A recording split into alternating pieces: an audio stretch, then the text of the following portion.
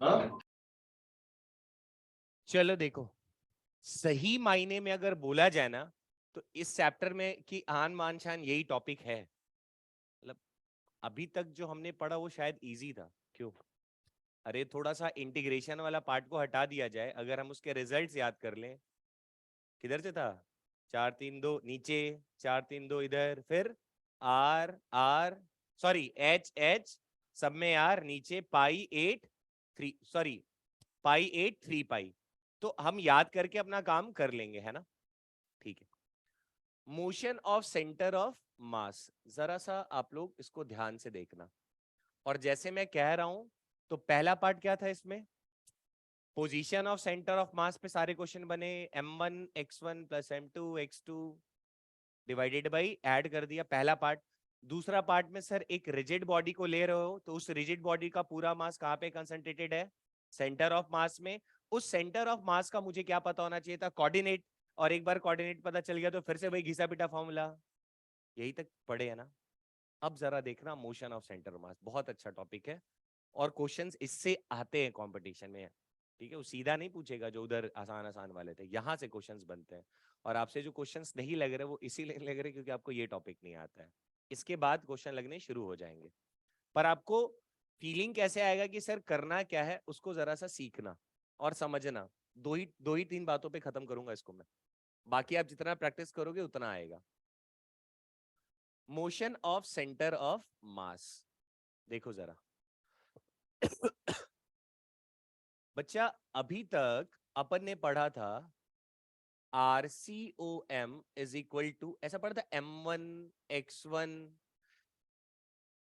m2 x2। तो अगर हम कार्टेशियन सिस्टम में अगर एक कोई पॉइंट P उठाते हैं, वहां पे कोई m1 मास अगर है, तो उसके पोजीशन को कैसे लिखेंगे? m1 r1। हाँ, r को बाद में कैसे लिखेंगे? x1। पागल हो गए सब, गधो। यहाँ पे कोई m1 पड़ा हुआ है, यहाँ पे कोई m2 पड़ा हुआ है, ये रहा r1, ये रहा r2, और रहता तो क्या लिखते? r3। ये लिखा था ना ये फॉर्मूला, वही चीज लिख रहा हूं मैं। तो RCOM is equal to m1 r1 plus m2 r2 blah blah blah mn divided by m1 plus m2 blah blah blah mn। ठीक है, जरा देखना इस फॉर्मूले में क्या क्या चीजें हैं। यहां तक ठीक है क्या? सृष्टि ऑनलाइन ज्वाइन की है? ठीक है सृष्टि, आवाज आ रही है क्या मेरी? Yes sir. अरे ये वैसे है कौन सृष्टि, मुझे पता नहीं है। कोई तो होगा ही, है ना? क्या आएगा कैसे? हाँ ठीक है, चलो बहुत बढ़िया। अब सुनो बच्चा, अगर इसी एक्सप्रेशन को अगर पार्शियल डेरिवेटिव के फॉर्म में लिखा जाए, तो क्या इसको ऐसे लिखा जा सकता है? DRCOM is equal to MD r1 plus M2 DR2 blah blah blah. समझ गए क्या? ऐसे M1 प्लस, सॉरी DM1, अरे आएगा तो क्या आएगा? टोटल मास ऑफ सिस्टम ही आएगा। देखते जाओ, फॉर्मूला नया नहीं पढ़ना है। अब आप मुझे एक बात बताओ, अगर इसी टर्म को टाइम से डिफरेंशिएट कर दिया जाए तो क्या बनेगा? बोलो बोलो। अरे ये जो डिस्प्लेसमेंट दिखाई दे रहा है, देखो ये R1 पोजीशन था। अगर मान लो इसी को, ये जो dr लिखा है ये छोटा डिस्प्लेसमेंट हुआ, और डेल्टा आर लिखेंगे तो, थोड़ा लाद नहीं समझे, थोड़ा आप रिलेट करते आ जाओ। तो मैंने कहा डिस्प्लेसमेंट ऑफ सेंटर ऑफ मास को मैं लिख सकता हूं m delta r1 plus m2 delta r2 blah blah blah divided by, बेटा टोटल मास ऐसे लिख दूं क्या? mt total mass. अरे टोटल मास समझ गया ना, m1 plus m2 plus m3। ठीक है, अभी बताता हूँ, टेंशन ना लो, सारे न्यूमेरिकल्स करेंगे, आप बस पैटर्न समझो बस। ये क्या था? पोजीशन। पोजीशन बच्चा अगर चेंज होगा तो उसको क्या कहते हैं? डिस्प्लेसमेंट। तो ये टर्म किसके लिए बनाया? डिस्प्लेसमेंट किसका? Position of, displacement of centre of मास। तो आप एक बात बताओ, क्या मैं ऐसे लिख सकता हूं delta RCOM is equal into total mass किसका? सिस्टम का, ये किसके बराबर होगा, m1 delta r1 plus m2 delta r2 blah blah जितने होंगे mn डेल्टा rn, ऐसा लिखा जा सकता है क्या? ठीक है। अच्छा, एक और फॉर्मूला, अगर आप इसी डिस्प्लेसमेंट को टाइम से डिवाइड कर दोगे तो वेलोसिटी बनेगा। तो क्या मैं ऐसा फॉर्मूला लिख सकता हूं, ध्यान से देखना, velocity of center of mass is equal to m1 v1 plus m2 v2 blah blah blah mn vn divided by total mass। Total mass मतलब m1 प्लस m2। अभी आराम से, रफ्तार तेजी से पकड़ेंगे हम लोग, थोड़ा देखते। तो तुम नया मत याद रखना, तुम्हें तो बस यही याद रखना सर डिस्प्लेसमेंट मतलब क्या होगा सर, डेल्टा r1 हो जाएगा, delta r2, delta r3, time से डिफरेंशिएट करा तो क्या आ गया सर, वेलोसिटी के टर्म में आ गया। पकड़ पा रहे हो? तो मेरे पास v, तो क्या मैं ऐसे लिख सकता हूँ, टोटल मास, अभी भाई आप लोग को फिजिकल सिग्निफिकेंट बताऊंगा, टेंशन ना लो, आप लोग बस देखते चलो फॉर्मूला पहले, m1 v1 m2 v2 ब्ला ब्ला, एक ये फॉर्मूला आया। मैं एक्सेलरेशन का डायरेक्ट लिख दूं। अच्छा, मैं चाहूं जरा देखना, अगर मोमेंटम के टर्म में लिखना चाहूं मैं, तो ये क्या होगा, मास इनटू वेलोसिटी करोगे तो मोमेंटम मिलेगा। पर ये वेलोसिटी किसका है, सेंटर ऑफ मास का। तो क्या तुम ये मोमेंटम सेंटर ऑफ मास का लिख सकते हो क्या? तो सेंटर ऑफ मास का momentum is equal to p1 plus p2 blah blah, जितने n नंबर ऑफ पार्टिकल्स होंगे वेक्टर में ऐड होगा। बढ़िया। अच्छा बेटा, ये जो वेलोसिटी वाला टर्म था, इसको फिर से अगर टाइम से डिफरेंशिएट कर दिया जाए तो एक्सेलरेशन आ जाएगा। तो नया फॉर्मूला मत बनाओ। तुमने कहा सर अगर आपने पोजीशन के लिए लिखा है, पहला पोजीशन था, तो चेंज हो रहा है तो डिस्प्लेसमेंट आया, टाइम से डिफरेंशिएट करा वेलोसिटी आ गया वहीं पे, फिर डिफरेंशिएट करा एक्सेलरेशन आ गया। क्लियर है? तो अगर इसी को एक और लास्ट यहां लिख देता हूं मैं, ये आ गया, ये आ गया, तीसरा मैं लिख देता हूं एक्सेलरेशन के, डायरेक्ट लिख रहा हूं बच्चा, देखना जरा, total mass into acceleration of center of mass is equal to m1 a1 plus m2 a2 blah blah blah mn an। Sir इसका मतलब क्या है, फर्जी में पता नहीं क्या करे जा रहे हैं। ठीक है, थोड़ा देखो, और रिलेट कर पाया जो बच्चा, फिर वो सारे क्वेश्चन ऐसे ही निपटाएगा। एक्चुअल में हम अभी तक फोर्स का जो भी फॉर्मूला अभी पढ़े थे एनएलएम चैप्टर में, तो आप फोर्स इक्वल टू क्या लिखते थे, मास इनटू एक्सेलरेशन। अच्छा, वहां पे अपन मास किसका लेते थे, जाने अनजाने में ही सेंटर ऑफ मास का ही लेते थे। नहीं समझे? एक ट्रक चल रहा है, अब ट्रकवा जब ऐसे मोड़ पे ऐसे टर्न मारता होगा, तो क्या उसका हर एक मास सेम से एक्सेलरेट करता होगा क्या? ऑब्वियसली चेंजेस होता होगा, लेकिन हम किसको लेके चलते थे, सेंटर ऑफ मास को ही ना। तो अगर आप बच्चा टोटल मास इंटू एसीएम एसीओएम कर रहे हो, तो ये क्या रहा आपके पास, यही तो है अपना नेट फोर्स। नहीं समझे? नेट फोर्स किसके ऊपर, तो तुम बोलोगे सर सिस्टम के ऊपर, is equal to m1 a1 plus m2 a2 blah blah blah blah चीजें। सर ऐसा पढ़े क्यों है, आराम से देखो मोहब्बत के साथ, तो तुम्हें थोड़ी फील आ जाएगी कि चल क्या रहा है। फॉर्मूला तो लिख दिया ना मैंने, देखते जाओ, कोई रटने के लिए नहीं, मतलब तुम्हें जब तक ये फीलिंग ना आए कि सर पढ़ क्यों रहे, तब तक पूछते रहना मेरे से प्लीज, वरना फंसोगे बहुत गंदा। समझ गए क्या? तुम्हें फील आ जाना चाहिए पढ़े किस लिए हैं, तो मेरी बातों को थोड़ा समझो।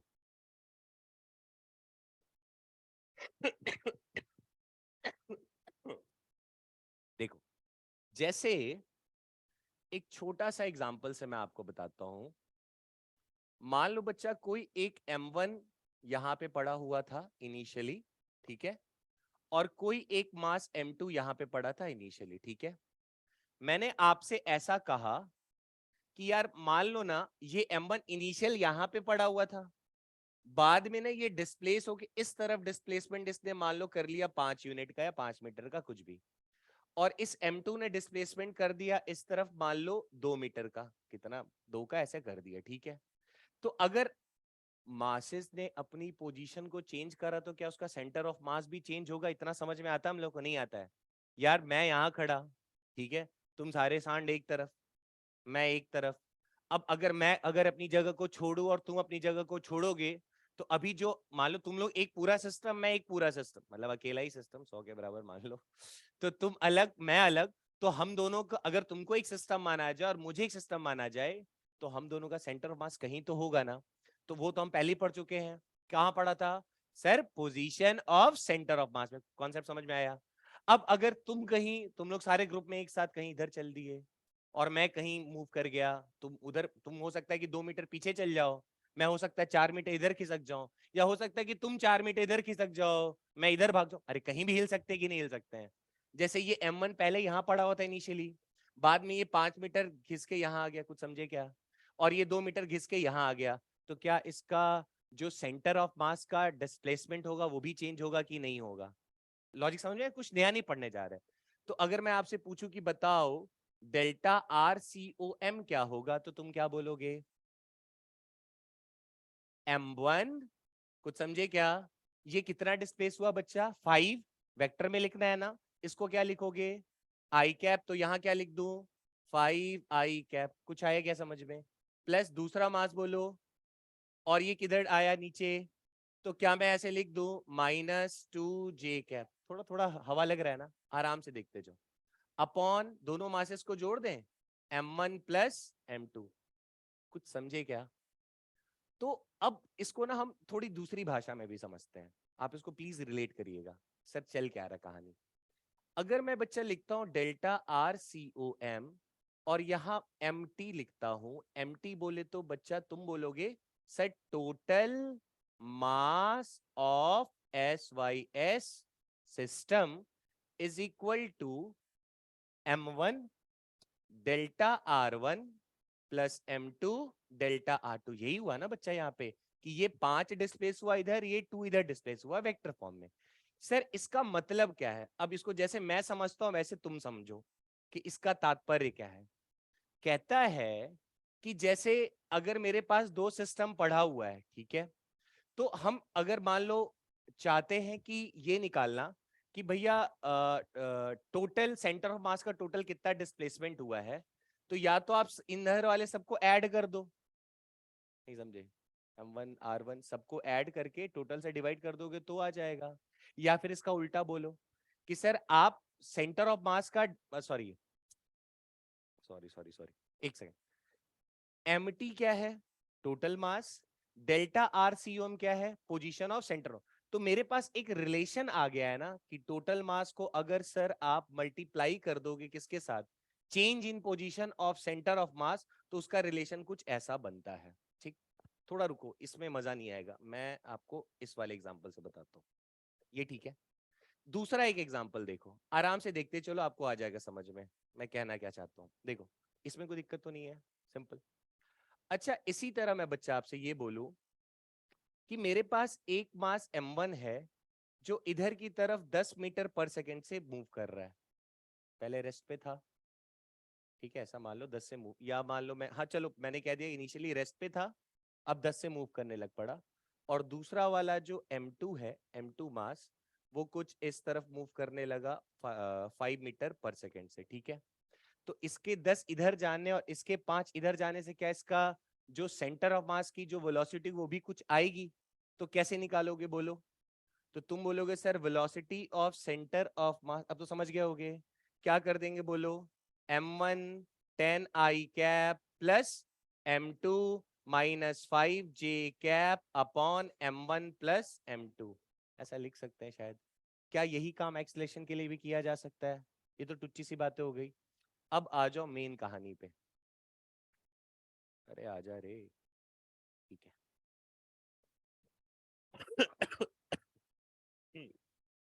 ये हमारे लिए थोड़ा इंटरेस्टिंग है।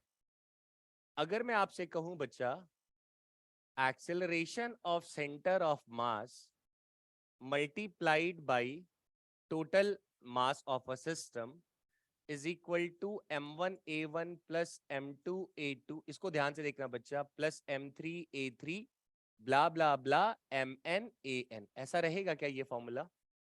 तो तुम मुझसे बोलोगे, मैं अगर आपसे पूछूं कि बच्चा ये क्या दे रहा है, total mass into centre of mass का एक्सप्रेशन करने पे मेरे पास क्या आता है? नेट फोर्स आएगा क्या?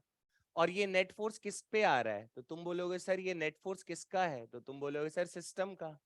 तो देखो कॉमन सेंस, अगर मैं आपसे ऐसा कहूं कि मेरे पास कोई एक मास M1 है, एक मास M2 है, एक मास M3 है, फलना ऐसा दे दिया मैंने, मैंने आपसे कह दिया कि ये एक्सलेट कर रहा है A1 से, ये इधर एक्सलेट कर रहा है A2 से, ये एक्सलेट कर रहा है A3 से, ठीक है। अगर मैं आपसे यहाँ पे दो सवाल पूछ रहा हूं, ध्यान देना, अगर मैं आपसे पूछूं कि बताओ इस सिस्टम पे नेट फोर्स कितना लग रहा है, तो ये नेट फोर्स निकालने के लिए मेरे पास दो तरीके हैं। कौन कौन से?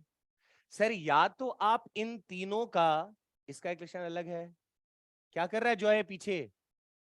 सर में दर्द हो रहा है, निपटने वाला है ऐसे। लाइट तो थोड़ा खींचा किधर, एडजस्ट कर। वो एडजस्ट अभी पड़ रहा है। अच्छा टोपी पहन के आया अगर ना, देख वो उधर बढ़िया टोपी पहन के बैठा हुआ है, उधार मांग ले अगर देगा तो। चलो सुनो, ये इसको थोड़ा ध्यान से देखना।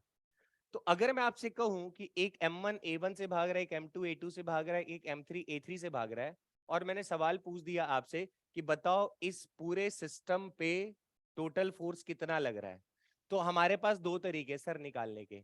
या तो आप A1 A2 A3 अगर आपको पता है तो आप हर एक का इक्वेशन मत देखो, आप सीधा क्या निकाल दो, इन तीनों का सेंटर ऑफ मास का एक्सप्रेशन क्या है ये पता कर लो। इन तीनों का कहीं सेंटर ऑफ मास होगा, उस सेंटर ऑफ मास का सर क्या निकाल दो, एक्सेलरेशन। और उस ACOM को किससे मल्टीप्लाई कर दो सर, टोटल मास से। क्या बचपन से हम यही करते हुए आ रहे हैं? तो जो तुम force equal to mass into acceleration लिखते तो वो यही होता था। क्लियर है क्या? या दूसरा तरीका क्या हो सकता है सर, सबका ऐड कर दो वेक्टर की तरह, नहीं समझे? या तो वेक्टर की तरह sir M1 A1 plus M2 A2 plus M3 A3 ऐसा कर दो। लॉजिक समझ में आया क्या?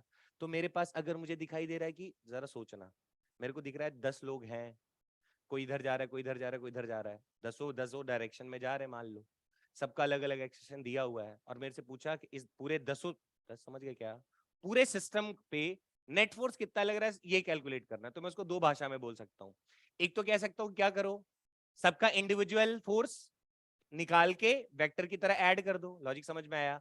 या दूसरा तरीका तुम क्या बोलोगे आज से, सर उन दसों का सेंटर ऑफ मास का एक्सप्रेशन क्या है ये पता कर लो और टोटल के मास से मल्टीप्लाई। ये बात सब बड़ी बात नहीं बोले हैं, पर तुम्हें दोनों एंगल से चीजों को सोचना है। और लॉजिक समझ में आया? तो अगर मैं कह रहा हूं सिस्टम पे नेट फोर्स निकाल लो तो क्या सोचोगे, या तो सेंटर ऑफ मास का एक्सेलरेशन निकाल लो और उसको टोटल मास से मल्टीप्लाई कर दो, या दूसरी भाषा में क्या बोलोगे, सबका हर एक का ऐड कर दो। क्लियर है? बढ़िया। अगर तुम्हें ये बात समझ में आ गई है तो मेरा काम थोड़ा आसान हो जाएगा। क्या तुम ऐसे सवाल कर लोगे हंसते हंसते? बातें नहीं करो बच्चा, बातें नहीं करो। क्या ऐसे सवाल मुझे कराने पड़ेंगे? यार क्या कर रहे हो यार? Four particle A B C and D masses, MA भी M दिया है, देखो पढ़ो। MA कितना दिया है, यहां पे रख दिया M। MB कितना दिया हुआ है, और MC कितना दिया हुआ है, ये कितना दिया है, R at the corner of the, दे दिया ना, इस स्क्वायर के कॉर्नर पे पड़ा हुआ है। ये एक्स एक्सेस है, ये वाई एक्सेस है, ऐसा अपन को दिखा रखा है। They have a acceleration of equal magnitude. अरे दिख रहा है ए से, पर सबका डायरेक्शन अलग अलग है। तो मेरे से क्या पूछा है, the acceleration of the centre. अब ये तो आसान सा हो गया ना बच्चा, क्या कर दोगे बोलो, sir ACOM is equal to, बोलो यार, M1 तो एक का मास कितना है, और इधर के लिए क्या लिख दूं, नहीं आया समझ में? दूसरा क्या है, 2M किधर जा रहा है बच्चा, -J कैप, समझ गए क्या? ये लिखू क्या, अच्छा सॉरी +J, ये क्या है बच्चा, 3M, और किधर जा रहा है I कैप, समझ गए क्या? इसका क्या है, 4M, कहाँ जा रहा है, और डिवाइडेड बाई क्या कर दें, समझ गए क्या? ये तो आसान सा हो गया। बढ़े आगे, ठीक है ना? तो अगर आपसे ऐसा बोलेगा VCOM ACOM निकालना तो बड़ी बात नहीं है। अच्छा, बातें नहीं, बातें नहीं, ये तो टाइम पास।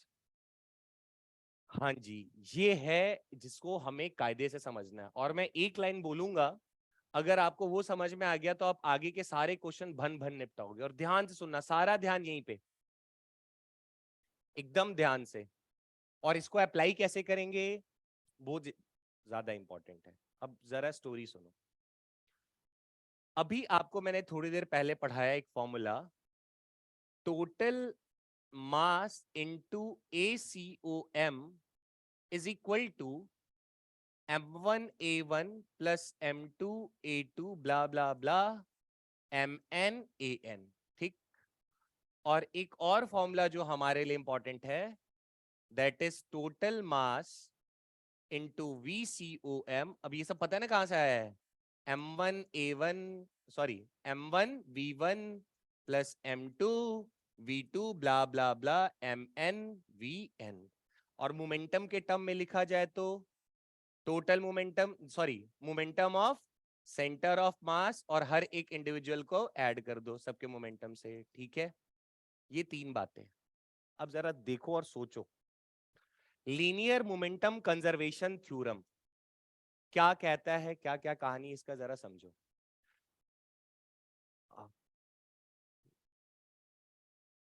कुछ भारी वारी है, बड़ा क्लासरूम में एक्सपेरिमेंट नहीं नहीं, उससे नहीं होगा। क्या आपको एक्सटर्नल और इंटरनल फोर्स समझ में आता है? पक्का क्या? अच्छा, इंटरनल फोर्स को एक्सटर्नल जैसा दिखाया जा सकता है? कैसे? सर दो पार्टिकल सिस्टम है, एक सिंगल लोग लेंगे तो ये एक्सटर्नल जैसा दिखेगा, कंबाइन ले लेंगे तो इंटरनल बन जाएगा, ठीक है।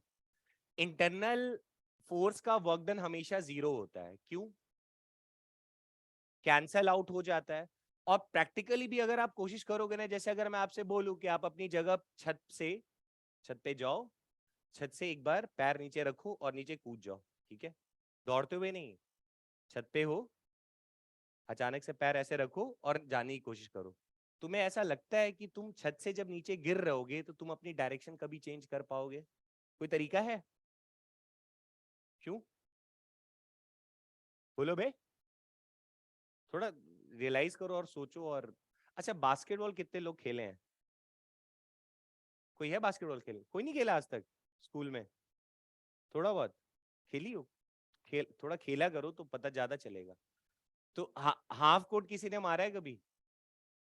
हाफ कोर्ट बास्केटबॉल ऐसे पकड़ के देखा है क्या? हाफ कोर्ट अगर मारना होता है तो ऐसे करके, ठीक है, ऐसे जंप करके। तो अगर जंप करके अगर कोई प्लेयर ऐसे है ना खड़ा, अगर वो जंप करके ऐसे फेंकने की कोशिश करेगा तो वो वहां कभी नहीं गिर पाता है, पीछे की तरफ गिरता है। ध्यान दिए हो क्या?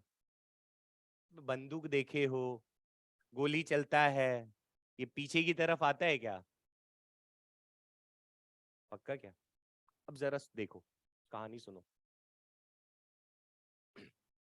जैसे यार अगर मान लो ना, अगर इस चेयर पे अगर मैं बैठा हुआ हूं और अगर मैं चाहूं कि चेयर को पीछे की तरफ खिसकाना, तो मैं आराम से ऐसे करके खिसका सकता हूं, क्यों बे? अगर तुम इधर से इसको हटा दो और मुझे इसके ऊपर ऐसे बिठा दो और बोलो कि अब चेयर खिसका के दिखाओ, तो मैं खिसका पाऊंगा कभी? करके देख लेना, खिसक गया तो बताना मुझे। नहीं समझे? अरे, चेयर बोलोगे सर अगर पीछे का सपोर्ट ऐसे हटा दिया जाए ना, तुम पीछे वाले भले ऐसे धक्का मार मार के, वो अलग चीज हो, क्योंकि अगर इस पे तुम धक्का ऐसे करके मार रहे, देखो कैसे समझाऊं यार। आज घर जाना, एक काम सब करना, ठीक है। कुछ भारी सा हाथ में ऐसे पकड़ना, भारी समझते हो क्या?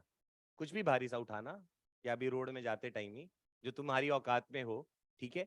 तुम ऐसे करके एक बार जंप करना, तो देखना तुम वहीं गिरोगे।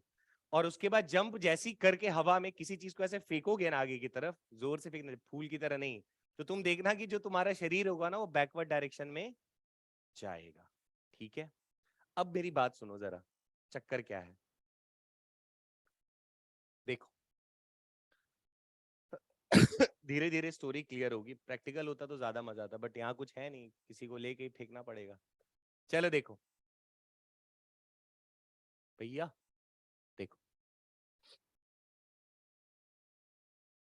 बेटा, नेट किसी सिस्टम पे, थोड़ा समझना, किसी सिस्टम पे, देखते चलो, किसी सिस्टम पे नेट फोर्स लग रहा है, इसका मतलब क्या होगा बोलो? उस पे लगने वाला एक्सटर्नल फोर्स प्लस उस पे लगने वाला इंटरनल फोर्स, दोनों। क्लियर है क्या? अब जरा ध्यान से देखना बेटा, ये जो इंटरनल फोर्सेस होते हैं ना, इनका तो वर्क डन हमेशा क्या आएगा? ये कुछ नहीं कर सकता इंटरनल फोर्स।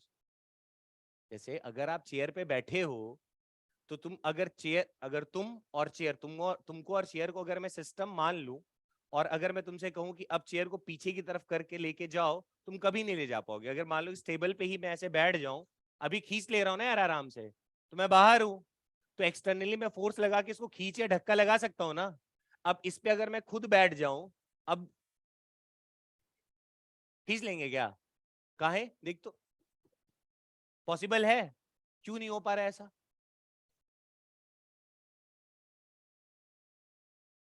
क्या कैंसिल हो जा रहा है?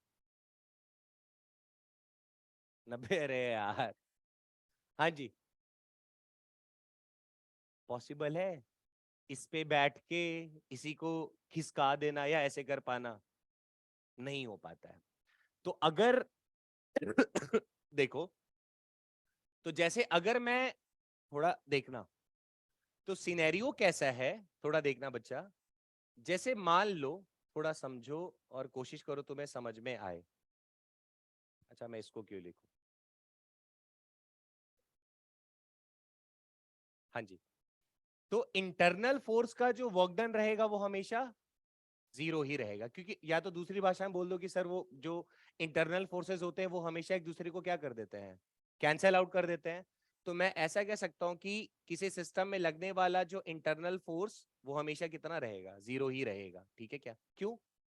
हमेशा एक दूसरे को कैंसिल ही करेंगे। जैसे एक ब्लॉक ये रखा हुआ है, एक ब्लॉक ये रखा हुआ है, जरा देखना। ठीक है क्या? तो ये इसके ऊपर अगर नॉर्मल बेटा इस तरफ लगाएगा तो ये वाला इस पे नॉर्मल इस तरफ लगाएगा। तो नेट, अगर मैं टोटल इंटर, ये बेटा टोटल बात कर देखो, अगर मैं नेट फोर्स लिख रहा हूं इसका मतलब क्या होगा, टोटल एक्सटर्नल फोर्स और टोटल इंटरनल फोर्स, और सारे इंटरनल फोर्स को जोड़ोगे तो हमेशा कितना आएगा सर? जीरो ही आएगा। अच्छा, अब जरा देखना, तो अगर मैं किसी सिचुएशन में, जरा देखो, अगर मैं आपसे ऐसा कहूं और मुझे कंक्लूजन बताना, if F external is zero, net जो टोटल इंटरनल फोर्स होगा वो तो हमेशा जीरो आएगा किसी भी कंडीशन में। जैसे ही आप दो पार्टिकल सिस्टम लोगे, जैसे ही आप दो पार्टिकल सिस्टम से ज्यादा लोगे या दो लोगे, तो आप जब भी निकालोगे नेट इंटरनल फोर्स तो वो हमेशा जीरो ही आएगा। ठीक है, ऐसा हमने टेंशन में भी पढ़ा था, तभी तो वर्चुअल वर्क डन मेथड से आंसर्स निकाले थे, नॉर्मल का भी देखा था। लेकिन अगर एक्सटर्नल फोर्स भी सर अगर जीरो हो जाए तो क्या होगा? तो जरा इस फॉर्मूले को देखो, तो आपने अभी थोड़ी देर पहले पढ़ा, इधर देखो sir, net force is equal to mass into acceleration of centre of mass, ऐसा पढ़ा। अगर बच्चा एक्सटर्नल, अच्छा, और नेट फोर्स मतलब क्या हो गया, तो तुम बोलोगे sir F external plus F internal. और ये एफ इंटरनल कौन सा बच्चा? अरे टोटल इंटरनल फोर्स, एक इंटरनल नहीं। तुम्हें अगर याद हो तो दो पार्टिकल सिस्टम में जब एक ही ऑब्जेक्ट को ऐसे सिस्टम लिख उसमें दिखाते थे ना ऐसे नॉर्मल, उसको भी एक्सटर्नल बना देते, इधर से लग रहा है नॉर्मल, इधर से लग रहा है एफ। लेकिन जब कंबाइन लेते थे तो, अरे दो को कंबाइन लेते थे तो दोनों नॉर्मल नॉर्मल एक दूसरे को क्या करते थे, कर, जैसे देखो यहीं पे मैं कर देता हूँ फिर से। अब बोलोगे इतना घोर क्यों रहे, जरूरी है रे। इस पे मान लो बाहर से लगा एफ, तो तुम कहते थे कि सर इधर देखो, इस पे एक नॉर्मल इस तरफ लगेगा, इस पे एक नॉर्मल इस तरफ लगेगा, यही करते थे ना। तो इस पूरे सिस्टम पे टोटल फोर्स अगर निकालना चाहोगे तो क्या बोलोगे सर, एक एफ ये वाला लग रहा है और इधर की तरफ लग रहा है तो माइनस एन बोल दो, इधर की तरफ लग रहा है तो ये N plus N minus N, ये कौन से फोर्सेज हैं, इंटरनल फोर्स। तो ये तो हमेशा कैंसिल होके कितने हो जाएंगे, तो इनसे तो टेंशन ही नहीं है। अच्छा, लेकिन अगर जैसे मैंने सिचुएशन लिखी, जरा ध्यान देखना, if F external is zero हो जाए, तो क्या मैं ऐसा लिख सकता हूं इसको, देखो, तो अगर अगर इंटरनल कैंसिल ही हो जाता है तो F external is equal to M into A C U M लिख सकता हूं क्या? अरे मतलब acceleration of centre of mass. और अगर आप कह रहे हो कि सर एफ एक्सटर्नल जीरो है, तो इससे क्या कंक्लूजन निकाल सकते हो बोलो? इस, अरे मास तो जीरो हो ही नहीं सकता, मास तो किसी ऑब्जेक्ट का रहेगा, वो जीरो थोड़ी होगा। तो क्या तुम इससे कंक्लूजन निकाल सकते हो कि sir acceleration of centre of mass zero होगा? छोटी सी बात ही थी, कोई बड़ी नहीं थी। अब सुनो, थोड़ा देखते जाओ, अभी थ्योरी पार्ट चल रहा है, फिर हम लोग भन भन न्यूमेरिकल्स लगाएंगे, बस यही है। देखते जाओ। फिर मैंने कहा इधर आ जाओ कि सर अगर, अच्छा, ये एक्सेलरेशन ऑफ सेंटर ऑफ मास अगर जीरो है, और ये जीरो कब होगा बोलो जल्दी से? इफ एफ एक्सटर्नल कितना हो, क्या इंटरनल का टेंशन लेंगे क्या? क्यों? ये तो सर ऑलवेज 0 ही रहेगा। इंटरनल कौन सा? फिर से कौन सा? Net internal force. Net internal ये हमेशा 0 ही रहेगा, ध्यान रखना। तो कुल मिला के आप किताबें पढ़ोगे तो बार बार आपको एफ एक्सटर्नल से ही मिलेगा। क्यों आया वो मैंने आपको बता दिया। तो अगर बेटा एफ एक्सटर्नल 0 है तो एक्सेलरेशन ऑफ सेंटर ऑफ मास क्या होगा? 0। अच्छा अब मुझे बताओ, अगर किसी ऑब्जेक्ट का एक्सेलरेशन अगर 0 होता है तो वहां से क्या क्या कंक्लूजन निकलता है? दो पॉसिबिलिटीज हैं, या तो वो ऑब्जेक्ट रेस्ट पे होगा या तो वो ऑब्जेक्ट कांस्टेंट वेलोसिटी से। दो ही कंडीशन होता है ना। अब यही दो कंडीशन से सारे क्वेश्चन सॉल्व करने हैं फिर से। तो हम इस चैप्टर को अब कैसे बांटेंगे? हमारे पास एक और अस्त्र तैयार हो रहा है, ध्यान रखना। सर ACUM 0 का मतलब ये हुआ कि आप दो तरह के क्वेश्चन समझे सॉल्व करोगे और दो तरीके से इक्वेशन बनवाओगे। एक तो सर अगर आप ACUM बोल रहे हो 0 तो इसका मतलब ये हुआ कि VCOM क्या होना चाहिए? 0। सर VCOM 0 होने का क्या मतलब हुआ? अरे रेस्ट पे पड़ा होगा। कौन? सेंटर ऑफ मास। हर एक पार्टिकल की बात, ये किस पे चर्चा हो रही है? यहां तुमने जब एक्सलेशन ऑफ कंफ्यूज मत करना, एक एक पार्टिकल नहीं बात हो रही है। उन चार पार्टिकल है तो चारों पार्टिकल का सेंटर ऑफ मास पे चर्चा हो रही है और इसी से सारे क्वेश्चंस बनेंगे, पकड़ के रखना। तो एक्सेलरेशन ऑफ सेंटर ऑफ मास बच्चा 0, इसका मतलब वेलोसिटी ऑफ सेंटर ऑफ मास 0 हो सकता है, पहला सिचुएशन। अगर वेलोसिटी ऑफ सेंटर ऑफ मास अगर 0 आ रहा है, इसका मतलब रेस्ट पे कौन बैठा हुआ है? सेंटर ऑफ मास रेस्ट पे बैठा हुआ है। पकड़ पा रहे हो क्या? अच्छा ठीक है, देखते चलो। और दूसरा क्या सवाल बन सकता है सर कि VCOM क्या है? कांस्टेंट। समझ गए क्या? अगर वेलोसिटी बच्चा कांस्टेंट है तो क्या तुम आंख बंद करके बोल सकते हो कि मोमेंटम कंजर्व ही रहेगा हमेशा?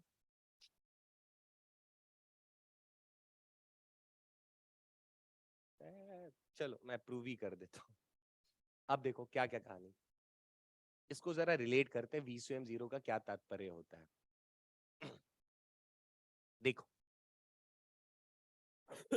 अच्छा बताओ, अगर बेटा VCOM 0 है इसका मतलब जो सेंटर ऑफ मास है वो रेस्ट पे होगा। अरे मूव नहीं कर रहा है ना यार। तो क्या तुम लोगों ने ऐसा फॉर्मूला पढ़ा, delta RCOM is equal to, पकड़ के रखना, is equal to M1 R1 plus M2, sorry delta R1 plus M2 delta R2 blah blah blah divided by total mass. ऐसा पढ़ा क्या हम लोगों ने? तो अगर बच्चा कोई ऑब्जेक्ट अगर रेस्ट पे होगा तो क्या delta RCOM is equal to 0 होना चाहिए? अरे वो रेस्ट पे रहा तो उसका डिस्प्लेसमेंट कहां हुआ? ये सिर्फ बात में अभी सेंटर, अभी प्रैक्टिकल करेंगे, टेंशन ना लो। अभी जैसे जैसे थ्योरी बता रहा हूं उसको रखते चलो। ये हम अस्त्र तैयार कर रहे हैं, अभी चलाएंगे इसको, टेंशन ना लो। तो सर अगर डेल्टा RCOM, रुको मैं ना इसको पहले इसकी पूरी बात लिख देता हूं ना। हाँ जी सर, डेल्टा RCOM अगर आपके पास 0 आ रहा है तो अब देखो, अगर यहां डेल्टा RCOM की जगह अगर मैं 0 रख दूं तो क्या मेरे पास एक इक्वेशन आएगा? M1 delta R1 plus M2 delta R2, और होता बच्चा तो MN डेल्टा RN। ये किसके बराबर आता? 0 के बराबर। ऐसा आप क्यों कह पा रहे हो सर? क्योंकि आपने रेस्ट पे रखा है किसको? सेंटर ऑफ मास को। अगर सेंटर ऑफ मास रेस्ट पे होगा तो डेल्टा RCOM की वैल्यू कितनी होगी? 0। और डेल्टा RCOM 0 होगा तो ये इक्वेशन बनेगा। ठीक है, हम इसको डायरेक्ट यूज करेंगे, अभी बताऊंगा, परेशान ना हो तुम लोग। दूसरा कहानी, पहला ठीक है, तो हमें एक फॉर्मूला पता चला अभी, इसी का यूज करेंगे भर भर के भर भर के। चलो कंडीशन की भी बात कर लेते हैं, मैं आपसे ऐसी बात करता हूं, आप बताना मुझे। मान लो बच्चा, थोड़े छोटे से एग्जांपल कर लेते हैं। मान लो ये कोई एक लेंथ है बराबर, ठीक है। यहां पे अगर कोई m मास M1 पड़ा हुआ है और यहां पे कोई m मास M2 पड़ा हुआ है, तो क्या तुम्हें ऐसा लगता है कि इसका सेंटर ऑफ मास मान लो यहां पर होगा? ऐसा हो सकता है क्या? सोच लो। अब मुझे एक बात बताओ, जरा बताना, अगर ये थोड़ा सा खिसके x और ये भी थोड़ा सा खिसके x बराबर बराबर, तो क्या सेंटर ऑफ मास अभी भी अपनी जगह पे रहेगा कि नहीं रहेगा? कॉमन सेंस लगाओ, एक बटकरा, एक रॉड ले लिया, इधर से जितना मास लटका था इधर से भी उतना ही मास लटका हुआ था, ऐसे इमेजिन कर लो। अगर ये हाँ, अगर ये थोड़ा सा चला इधर और ये भी थोड़ा सा इधर चलेगा, तो तुम्हें लगता है कि सेंटर मास अभी भी वहीं रहेगा, वो नहीं कहीं जाएगा? सोच के देखो, होगा? सेंटर मास यहां पर है, दो लोग यहां हैं ऐसे, अगर ये थोड़ा सा इधर चले और ये भी थोड़ा सा इधर चले, तो अभी भी कहां रहेगा? तो पार्ट, अब सेंटर ऑफ, ध्यान से देखना, delta R C O M zero होने का ये ऐसा कोई मतलब नहीं होता कि हर एक पार्टिकल रेस्ट में होगा। इसका ये मतलब होता है कि sir centre of mass rest पे रहा। जैसे तुम 10 लोगों ने एक गोला बनाया, तुम 10 लोगों ने एक मस्त गोला बनाया, तुम सबका एक जैसा मास है, तो सेंटर ऑफ मास अभी कहां होगा? बढ़िया। और तुम सारे गोले में ऐसे ऐसे घूमते घूमते घूमते घूमते भी रहोगे, तो सेंटर ऑफ मास कहां रहेगा? तो अगर आरसीएम जीरो था, तो क्या तुम सब रुके हुए थे क्या? थोड़ा रिलेट हुआ क्या? बढ़िया, अभी करेंगे सिचुएशन, टेंशन ला लो। तो सर VCOM अगर जीरो है ना, velocity of centre of mass zero है, तो इससे हम कंक्लूजन क्या निकाल पाएंगे? ये वाला, ठीक है। और VCOM जीरो है सर, ये मेरे मन में कैसे, सवाल देख के मेरे मन में ख्याल कब आएगा? तो जब F एक्सटर्नल जीरो होगा, तो ये सारी बातें सोचनी शुरू करनी है। क्या सोचना शुरू करना है? हम किसी सवाल को पढ़ रहे हैं, ठीक है, मान लो मैंने किसी क्वेश्चन को पढ़ा और क्वेश्चन में देख रहा हूं कि यार वहां पे ना एक्सटर्नल फोर्स जीरो, तो मेरे दिमाग में फट से घंटी बजनी चाहिए कि हम एक बार जरूर सोचें कि VCOM जीरो है या VCOM कांस्टेंट है। बात समझ पा रहे हो कैसे पकड़ना है सवाल को? देखते चलो देखते चलो। क्या पहला गुत्थी सुलझ गया क्या? तो इसके बारे में कब सोचोगे? अभी तक हम जो भी क्वेश्चंस कर रहे थे वहां पे एक्सटर्नल फोर्स प्रेजेंट होता था। अरे अभी तक एनएलएम पढ़ा ना यार, वर्क पढ़ा, वहां एक्सटर्नल फोर्स होता था ना। तो अगर किसी सवाल में एक्सटर्नल फोर्स है ही नहीं, एग्जाम में तो नहीं लिखा हुआ है ना यहाँ एक्सटर्नल फोर्स नहीं है, वो सिचुएशन अभी एनालाइज करेंगे, किस सिचुएशन में पता चलेगा वहां तो एक्सटर्नल फोर्स ही नहीं है, पढ़ेंगे सब कुछ। तो तुम्हारे दिमाग में ये दौड़ना चाहिए कि अच्छा यहाँ एक्सटर्नल फोर्स नहीं है। अगर एक्सटर्नल फोर्स नहीं, तो मेरे दिमाग में एक बार जरूर आएगा, सर एक बार हम VCOM जीरो रख के ये वाला इक्वेशन लगाने का कोशिश करें क्वेश्चन सॉल्व करने के लिए। कहानी समझ में आया क्या? दूसरा, ये पहला था बच्चा जो दिमाग में रखना है, बस यही दो कॉन्सेप्ट समझ में आ गया तो आप लोग निपटा दोगे। दूसरी बात, अगर बच्चा VCOM अगर कांस्टेंट हो, कांस्टेंट समझ रहे हो क्या? वेलोसिटी ऑफ सेंटर ऑफ मास अगर कांस्टेंट होगा, तो क्या हमने अभी एक फॉर्मूला पढ़ा था, total mass into VCOM is equal to M1V1 plus M2V2 blah blah blah, पढ़ा था। तो अब बेटा अब देख, यहां कौन है और VCOM ये चेंज नहीं हो रहा है ना, तो ये वाला जो मोमेंटम है, momentum of centre of mass, और ये पहले वाला जो तुम्हें दिख रहा है M1V1 प्लस M2V2, ये दोनों बराबर रहेंगे, बढ़िया, कोई दिक्कत नहीं है। तो क्या मैं यहां से ऐसा लिख सकता हूं कि जो शुरुआत का मोमेंटम होगा वो किसके बराबर होगा? फाइनल मोमेंटम के बराबर होगा। तो एक और बात सुनते चलो। तो सर अब हमने दो चीजें पकड़ रखी हैं, किसी सिस्टम पे अगर एक्सटर्नल फोर्स, अभी आ जाएगा कहानी, टेंशन ना लो, तुम्हें मैं जो सोचाना चाहता हूँ वो बस सोच के चलो। क्या रखना है दिमाग में क्वेश्चन सॉल्व करते टाइम? हमने क्वेश्चन पढ़ा, उस क्वेश्चन में मुझे एक्सटर्नल फोर्स नहीं दिखा, तो उस क्वेश्चन को कैसे अप्रोच करना है, क्या सोच के? देखो, अगर उसमें एक्सटर्नल फोर्स नहीं लग रहा है, इसका मतलब acceleration of centre of mass zero होगा। अगर acceleration of centre of mass zero है, तो वेलोसिटी ऑफ सेंटर मास या तो कांस्टेंट होगा या तो वेलोसिटी ऑफ सेंटर मास, अगर velocity of centre mass, centre of मास अगर जीरो है, तो ये वाला इक्वेशन के पास भागेंगे, सॉरी ये वाला, समझ गए क्या? अगर velocity of centre mass constant है, तो दिमाग में क्या दौड़ना चाहिए? मोमेंटम कंजर्व है, मोमेंटम कंजर्व। मोमेंटम कंजर्व समझ में आता है क्या? अरे पहले शुरुआत में नहीं समझे, मान लो अभी ऐसे V से मैं दौड़ रहा था, चार लोग हैं, कोई V1 से, कोई मान लो कोई U1 U2 U3 U4 U5 से भाग रहा है, तो ये शुरुआत की बात हुई ना, कुछ देर बाद सबकी वेलोसिटी V1 V2 V3 हो गई, मास तो चेंज नहीं होगा ना, तो पहले वाला मोमेंटम बराबर। पर ये कब करोगे? ये इक्वेशन का ख्याल कब आएगा? कांस्टेंट होगी, पकड़ लिए क्या? अब आते सिचुएशंस पे, और जो हमने अभी बातों को रखा है उसको लगाएंगे, ठीक है? देखो, तो तुम्हारे दिमाग में क्या बातें चलेंगी, बोलो पहले। सवाल पढ़ा, जैसी एफ एक्सटर्नल दिख रहा है कि सर यहाँ एक्सटर्नल फोर्स लग ही नहीं रहा है, तब ये सारी बातें याद आनी। जैसे गोला में घुमा तो क्या याद आता है, फोर्स दिख रहा है तो कुछ नहीं समझ में आ रहा था, बीडी बनाओगे। वेरिएबल दिखा तो कैलकुलस, अरे भाई मैक्सिमा मिनिमा पूछा तो डिफरेंस, ये सब दौड़ रहा है ना, तो किसी सिस्टम में एक्सटर्नल फोर्स नहीं दिखेगा तो सवाल को ऐसे ही अप्रोच करना है।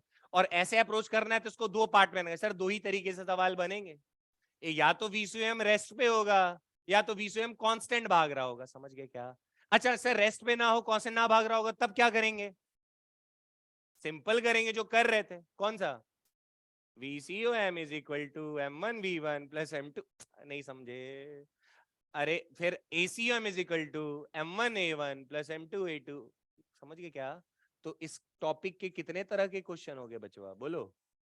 दो तीन हो गए ना? अरे एक तो मतलब मास्टर ये हो गया मेन, क्यों भाई? और दूसरा वाला सर जिसमें ACOM जीरो नहीं होगा, तो जीरो नहीं होगा तो हमारे पास फॉर्मूला रटा पड़ा, क्यों भाई? तो सर VCOM वाला लगा देंगे M1V1, समझ गए क्या?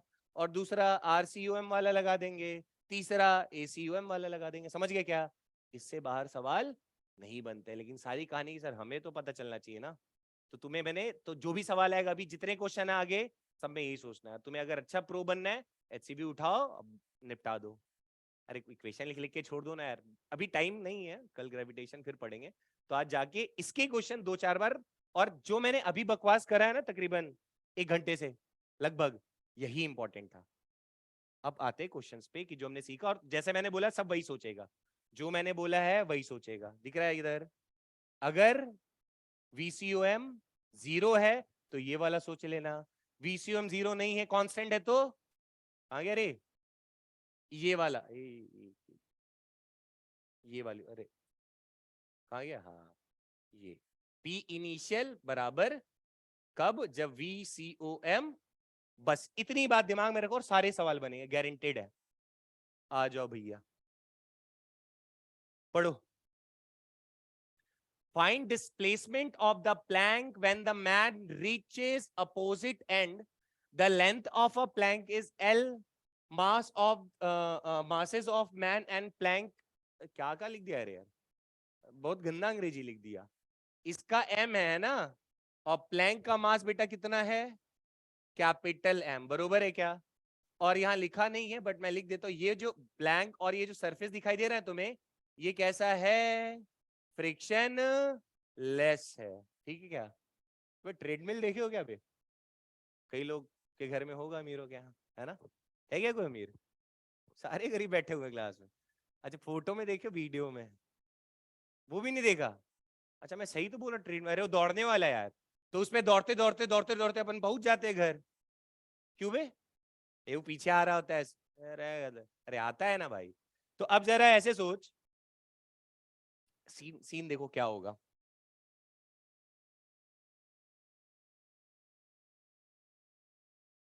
फ्रिक्शन है इसमें तो बहुत, हाँ इसमें कम फ्रिक्शन हुआ है, देखो बे, इस सरफेस ठीक है, ये एक ब्लॉक, इस पे अगर मैं खड़ा हो गया ऐसे, ठीक, ध्यान से देखना, इस पे मैं खड़ा हो गया। अब बताओ, ये ब्लॉक और मैं, हम दोनों को साथ में देखो, हम दोनों क्या सिस्टम है क्या? तो अगर मैं इस पे डांडिया करूं, एक चीज नाचू, तो क्या वो इंटरनल फोर्स होगा? पागल हो गए सब। अरे भैया हम इस पे खड़े हो गए, हमारी उंगली देखो, हमारे दो पैर इस पे हैं, अब इस पे जो मर्जी डांडिया करे, अरे फ्रिक्शन ही तो लगेगा दोनों के बीच में। और क्या ये फ्रिक्शन फोर्स इंटरनल फोर्स होगा? दोनों को सिस्टम मानोगे तो पकड़ पा रहे हो? अबे यार हम इस पे अगर टेबल पे खड़े हो गए अभी, अरे ठीक है, गिर रहे क्या? ठीक, अब इसमें मैं जो भी ऐसे ऐसे करूं, जो मर्जी करूं, तो ये कौन सा फोर्स होगा? बढ़िया क्या?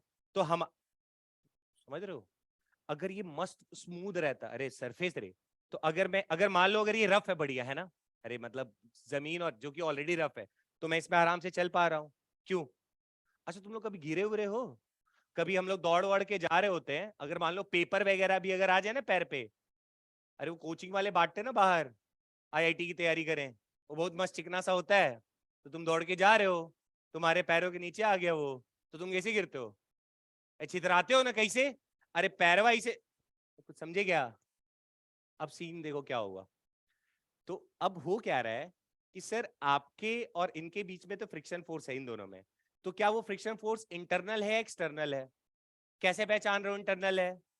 सर आप ऐसे जाना चाहते हो तो आप पे फ्रिक्शन फोर्स आगे लग रहा है और इस ब्लॉक पे फ्रिक्शन फोर्स पीछे लग रहा है। तो इन अगर आपको और इनको अगर हम सिस्टम मान रहे हैं, यही करना है ना यार, इन दोनों को सिस्टम मान रहे हैं, तो फ्रिक्शन फोर्स कैसा फोर्स, एक्सटर्नल हुआ इंटरनल हुआ?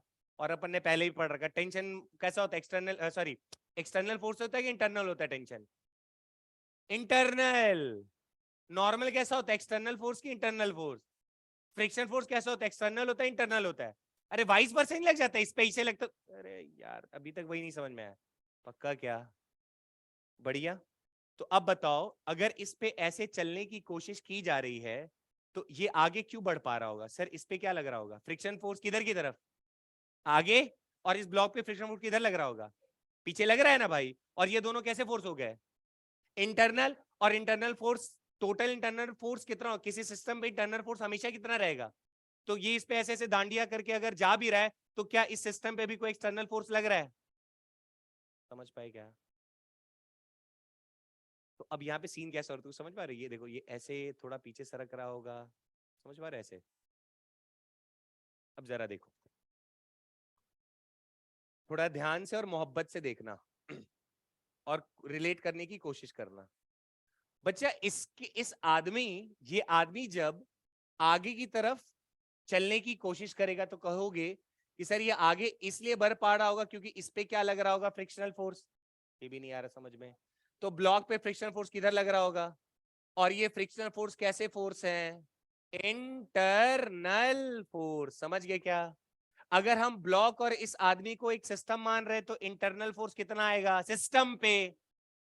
तो क्या मुझ और कोई फोर्स बोला है कि इस बाहर से, कि बाहर वाला को इसको लात मारे, ऐसा बोला है क्या? यानी हमारे दिमाग की घंटी बज गई कि ये सवाल किसका आ चुका है अब, acceleration of centre of mass zero. कुछ पकड़े क्या? तो अब कोई अगर ब्लॉक पे दांडिया कर रहा है तो तुम समझ, अच्छा ये तो इंटरनल है यार, इसका तो जीरो होगा। हाँ, अगर बाहर से किसी ने लात मार दिया तो कहानी चेंज हो जाएगी, ठीक है।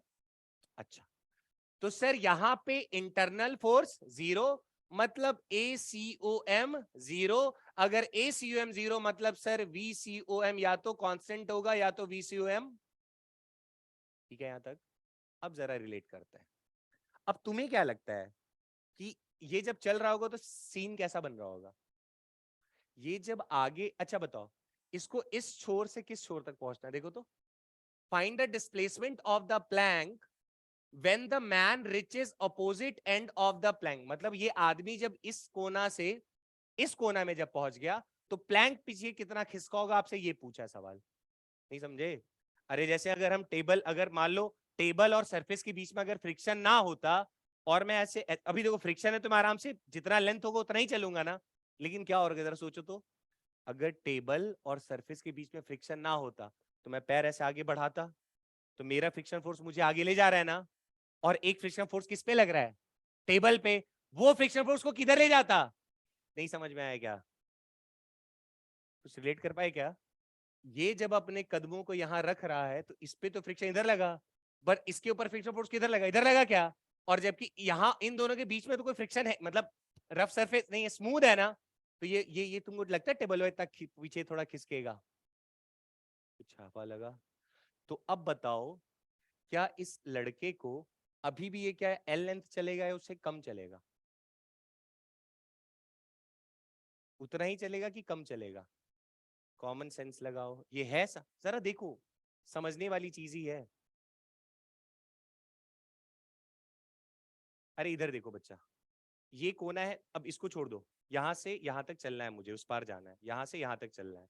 ठीक, यानी ये वाली दूरी तय करनी है ना। मतलब देखना आप, मुझे इस एंड, अभी ऐसा है, इस उंगली तक पहुंचना है चल के। तो जब मैं इसमें कदम रखूंगा, ये देख खिसका, थोड़ा खिसकेगा ना यार, थोड़ा और खिसका, थोड़ा और खिसका। क्या मैं चला उतना जितना एल लेंथ था? क्यों? अरे सर ये रुका रहता तब तो इसे चल पाते, तो आपके कदमों के साथ ये पीछे भी खिंचा रहा है। तुम्हारे कदमों के साथ भी पीछे भी तो जात है भाई, अरे देखो सरक रहा है ना यार। तो ये कैसा सिचुएशन बन गया, कुछ रिलेट कर पाए क्या? तो अब ये लड़का जब इस पे कदम बढ़ा रहा होगा तो ये ब्लॉक भी तो पीछे खिसक रहा होगा। तो जो अगर ये ब्लॉक फिक्स रहता तो ये एल ही चलता, लेकिन इसके कदम आगे बढ़ाने की वजह से ये जो ब्लॉक होगी ये भी तो पीछे खिसक जाएगा कुछ। पकड़ पाए क्या? फिर से देख लो अगर आपको दिक्कत हो रहा है। यहां से लेकर यहां तक तय करना था, यही था लेंथ इसका। ये जब इस पे चल, अभी कौन सा, अभी अभी ये इसके ऊपर चल क्यों पा रहा होगा? तो फ्रिक्शन, अगर फ्रिक्शन ना होता तो मूनवॉक हो रहा होता रे, तो होता ना भाई। पर अभी तो फ्रिक्शन है, तो जिसपे ये मूनवॉक करने जा रहा है ये भी तो पीछे जाएगा। समझ रहे हो क्या? देखो देखो देखो देखो। तो देख, तो ये यहां से शुरू किया था, अरे यहीं तक ना पहुंचा, और लेकिन ये लेंथ देख, चल गया ना इस कोना से इस कोना, कोना तो खत्म हुआ है, लेकिन चला कितना है ये? यहां तक तो नहीं चल पाया ना बच्चा। तो ऐसा क्यों हुआ? थोड़ा फील करो। जब पे, क्योंकि सर आपके कदम ना ऐसे नहीं चल रहे थे। आपके कदम जब ऐसे आगे बढ़ रहे तो ये जब तक टच में था ना आपका पैरवा, ये पीछे खिसक भी रहा था। तो समझे क्या? ये पीछे खिसक भी रहा था।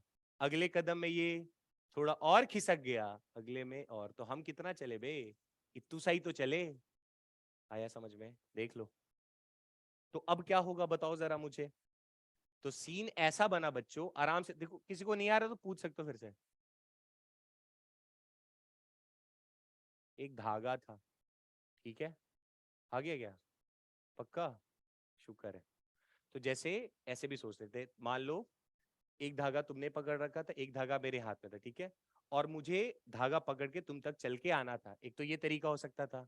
अगर मुझे चीटिंग करनी हो तो मैं चलते हुए भी आऊं और खींचते भी रहूं। अरे तो पहले 10 मीटर का था, सोच लो ऐसे 10 मीटर का था।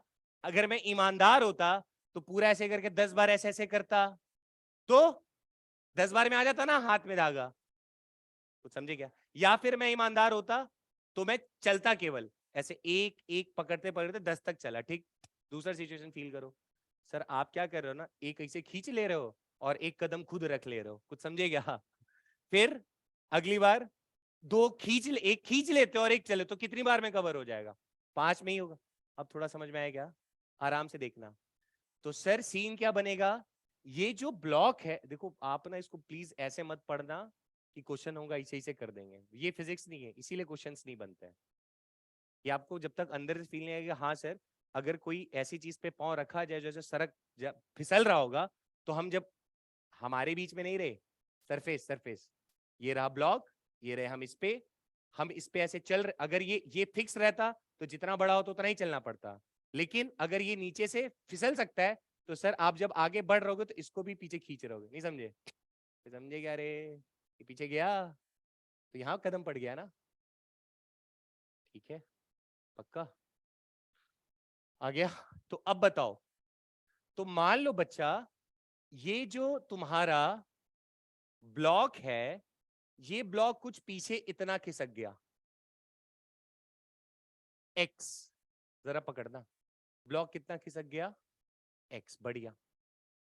तो अगर ब्लॉक एक्स खिसका है तो ये लड़का कितना चला फिर? टोटल इसको कितना चलना था?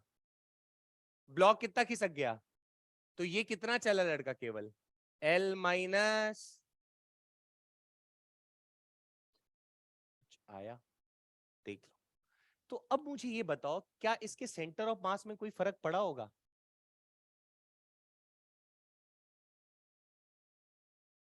सेंटर ऑफ मास इसका रेस्ट पे होगा कि मूव कर रहा होगा? मूव कर रहा होगा, रेस्ट पे होगा? जरा सोचो। पहले ये लड़का यहां था, मान लो इसका सेंटर ऑफ मास कहीं यहां होगा, बढ़िया क्या? अरे देखो यार, जब ये ऐसे आगे बढ़ रहा है तो ब्लॉकवा भी तो इधर जा रहा है यार, तो सेंटर ऑफ मास तो वही रहेगा। रियलाइज करो थोड़ा। ये ऐसा था, ये जब आगे बढ़ता तो सेंटर ऑफ मास को चेंज होना चाहिए था ना, पर ये जितना आगे बढ़ रहा है ये भी तो उतना खिसक गया। नहीं समझे? समझ गए क्या? तो सेंटर ऑफ मास अभी भी रेस्ट पे ही रहेगा। तो अब बताओ, अगर सेंटर ऑफ मास रेस्ट पे होगा, जरा बोलना, अगर आर सी ओ एम अगर बेटा किसमें है? रेस्ट में है। तो अच्छा, तो मैंने कौन सा इक्वेशन आपको लिखने बोला? बोलो बोलो। 0 = M1 R1 प्लस M2 यही सिखाया क्या? अब जरा बताओ, ये नहीं आया समझ में, पकड़ पाए? थोड़ा देखते चलो। तो एक का मास कितना था, लड़के का मास कितना था, स्मॉल m। लड़का कितना चला बेटा, देख के बताओ, l माइनस एक्स। तो यहां क्या लिखा, l माइनस एक्स, ठीक है क्या? देखते जाओ। प्लस दूसरा ब्लॉक कौन था बच्चा, कैपिटल M। तो यहां क्या लिखा, कैपिटल M। और ये किधर खिसका है, उधर की तरफ, तो प्लस एक्स की माइनस एक्स। तो यहां क्या लिख दूं, माइनस, आया क्या? किसका वैल्यू निकालना था? अरे सवाल में क्या पूछा है? अरे कितना डिस्प्लेस हुआ, ये एक्स ही तो निकालना है, नहीं निकल जाएगा? तो कर दो सॉल्व। तो m into X is equal to M L minus M X, आया क्या समझ में? तो m x plus M X, ये एम एल, तो x इज इक्वल टू क्या हो जाएगा, M L by M plus M. देख लेना कैलकुलेशन शायद गलत ना हो। आ गया क्या समझ में? गलत तो नहीं कर दिया मैंने? चेक कर लेना। ये वही था, पढ़ो।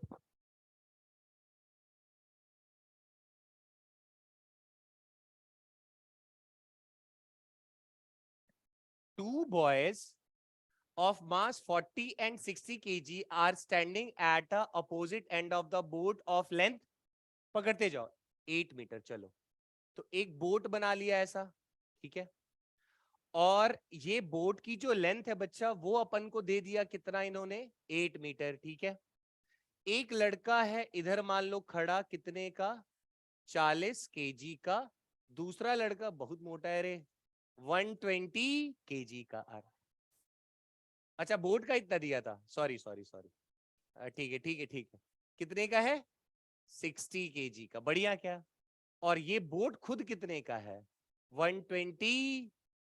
ठीक, पकड़ना जरा, अब पढ़ो क्या बोला है। What would be the displacement of a boat relative to water if the boys interchange their, ठीक है? सर कैसे करेंगे? वैसे तो अभी तो तुम्हें समझ में आ रहा होगा सर, फिर से वही होगा, आर, आर क्या होगा? अरे अभी तो वीसीएम फिर से क्या रहेगा, जीरो। तो आरसीएम क्या होगा, जीरो। तो हम क्या लिख सकते हैं, m1r1 प्लस m2r2। लेकिन थोड़ा सा एनालाइज करो कि सीन क्या बनेगा। अच्छा बताओ, इनमें से भारी कौन है? तो इसको अप्रोच कैसे करना, भारी वाले से अप्रोच करना, ठीक है क्या? भारी वाला जब चलेगा ना, तो ये इधर खिसकेगा, ठीक है? आराम से पकड़े रहो। तो सीन कैसा बनेगा, फिर से देखो ये समझ पा रहे हो? ये जब ऐसे कदम रख तो दोनों रहा है, बट भारी कौन है ज्यादा, 60, तो डोमिनेट कौन करेगा? समझ गए क्या? तो भारी वाला, इस ये पानी फ्रिक्शन ऐसे विस्कस फोर्स वगैरह नहीं है, तो बोट पीछे खिसकेगा, ठीक है? ऐसा होता भी है। कोई बात नहीं, आज बोट में बैठना तो ट्राई कर लेना, ठीक है? एक उधर खड़ा कर देना, एक को इधर खड़ा कर देना, और फिर चलना, तो तुम्हें फील होगा। पर वहां विस्कस फोर्स एग्जिस्ट करता है, इसलिए बहुत कम दिखाई देगा। पढ़ेंगे फ्लूइड में, फिलहाल इधर आ जाओ। सिनेरियो समझो, पहले वाले की तरह ही करो। तो तुम बोलोगे सर ये भारी वाला आदमी जब ऐसे चलने की कोशिश करेगा, तो बोट भाई साहब पीछे खिसकेंगे, बरोबर है क्या? तो हमने कहा, ये मान लो इनिशियल पोजीशन था ना बोट का 8 मीटर, पकड़ पा रहे हो क्या? तो जब ये आगे, जब 60 केजी वाला आगे बढ़ने की कोशिश करेगा, तो बोट बच्चा कुछ ऐसे पीछे खिसक जाएगा, देखो। अच्छा बताओ, क्या यहाँ एक्सटर्नल फोर्स नामक कोई चिड़िया है? क्यों? सर ये आदमी इस पे चल रहा है, तो चल क्यों पा रहा होगा, फ्रिक्शन फोर्स की वजह से। तो इस बोर्ड पे क्या लग रहा है, फ्रिक्शन फोर्स। और फ्रिक्शन फ्रिक्शन फोर्स कैसे फोर्स है, तो इंटरनल फोर्स। इंटरनल फोर्स क्या हो जाएगा, कैंसिल आउट, तो जीरो ही रहता है, बाहर से और कुछ लग ही नहीं रहा है। समझ गए क्या?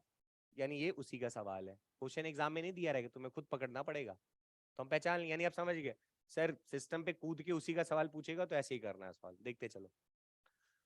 तो मान लो बच्चा, अगर ये बोट इधर एक्स डिस्प्लेस हो गया, तो इस लड़के को कितना चलना पड़ा, ये कितना हो जाएगा बोलो, 8 माइनस, कुछ समझे क्या? लेकिन जो ये वाला लड़का, इसको कितना चलना पड़ेगा, 40 केजी वाले को? अरे ये यहां से कहां आ गया, अरे 60 केजी वाला बेटा यहां पहुंचा, देखो। और 40 केजी वाला कहां पहुंच गया? अरे अपना जगह ऐसे खींचा ना। अब चलो, तो क्या यहाँ पे फिर से बच्चा आपको समझ में आता है कि RCM 0 रहेगा? पक्का ना?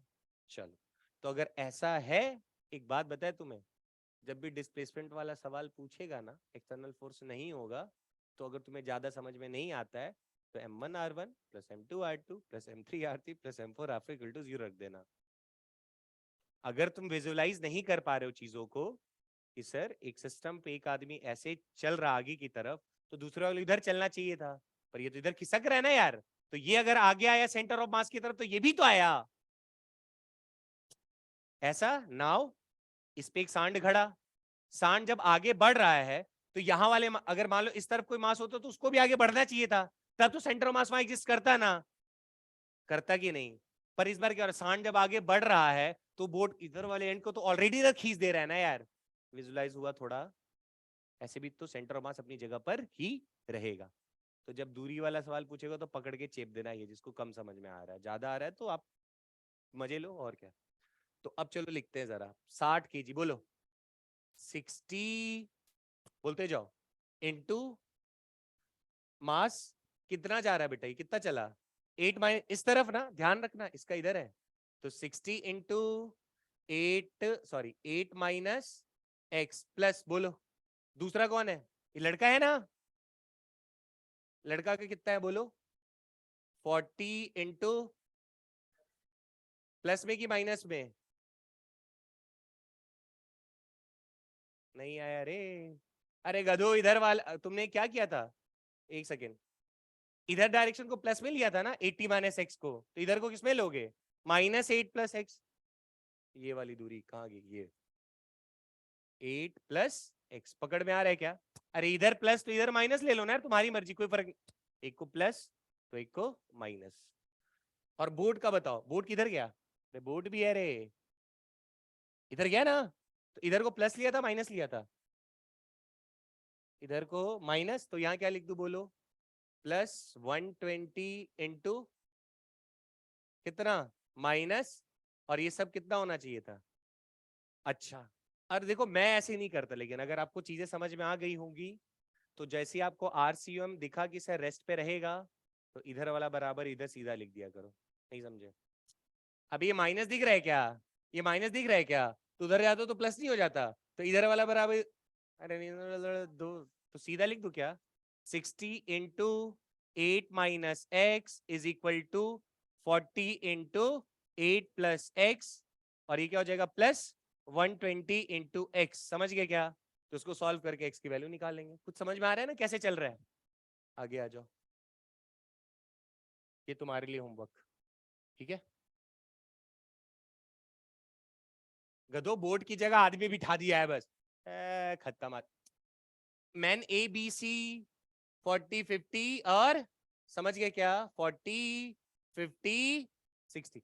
अब ये तो खुद सिस्टम के ही पार्ट है ना यार, अब ये फ्रिक्शनलेस है, ये कैसा है फ्रिक्शनलेस।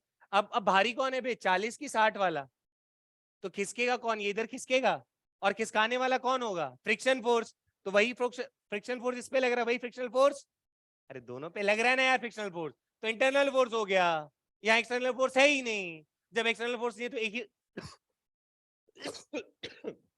एक्सटर्नल फोर्स जब है ही नहीं तो एक ही कॉन्सेप्ट रह गया, और पोजीशन वाला पूछा है तो M1R1 प्लस M2, समझ गए क्या? करूं छोड़ दूं, छोड़ दूं ना, गधो बोर्ड की जगह 50 kg लिख दिया बस सेम, तो पूरे को किधर खिसका दो, भारी वाले की तरफ खिसका ना, समझ गए क्या? तो इसका कितना हो जाएगा, 2 और 2 4 था ना, तो 4 माइनस एक्स, और इधर वाले के लिए 4 प्लस एक्स, इसके लिए 50 इंटू बीच में खड़ा है ये 50 इंटू एक्स, ठीक है? हाँ, स्टेटमेंट जरा पढ़ना, मोशन ऑफ, ये फिक्स वाले समझ में आ गया ना कैसे पकड़ना है, तो जब दूरी दूरी कितना खिसका खिसका, मेरे ख्याल से स्कूल में भी आएगा तो निपटा दोगे आराम से, टेंशन नहीं रहेगा। पर तुम इसको ऐसे एकदम मत पढ़ना कि ऐसा होगा तो ऐसे कर देंगे, तुम्हें थोड़ा अंदर से एहसास आना चाहिए कि हाँ ऐसा होता है। Motion of centre of mass does not change in absence of external force, कहानी खत्म हो गया क्या, एक लाइन में? यही तो कर रहे थे कि अगर आपको सेंटर ऑफ मास का जो मोशन, मतलब क्या, पोजीशन हो जाए चाहे वेलोसिटी हो जाए चाहे एक्सेलरेशन हो जाए, सेंटर ऑफ मास का कभी चेंज ही नहीं हो सकता जब तक एक्सटर्नल फोर्स, तो तुम्हारा दिमाग अगर ज्यादा नहीं चल रहा तो सीधा रखो, एक्सटर्नल फोर्स नहीं तो सब फिक्स रहेगा, समझ गया क्या?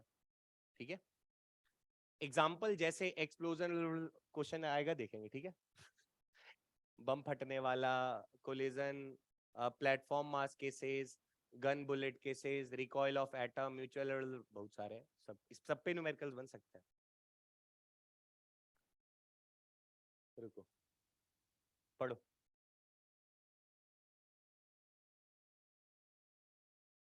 अ बॉय ऑफ मास एम, पकड़ना जरा, ठीक है, starts running with the velocity u with respect to plank of mass m, ठीक है, फाइंड क्या बोला बच्चा, रिकॉइल वेलोसिटी ऑफ प्लैंक। इस बार आर नहीं आया, इस बार किस पे आ रखा, हाँ किस पे आ रखा है, वेलोसिटी पे चर्चा हो रही है। क्या यहाँ एक्सटर्नल फोर्स लगेगा किसी भी हालत में? अगर एक्सटर्नल फोर्स नहीं है इसका मतलब क्या होगा, वेलोसिटी ऑफ सेंटर ऑफ मास नहीं, पक्का ना? और sorry, acceleration of centre of मास क्या होगा, जीरो। अगर acceleration of centre of mass zero तो दो कंडीशन में, या तो VCUM जीरो होगा या तो VCUM, ठीक है, तो यहां पे क्या होगा,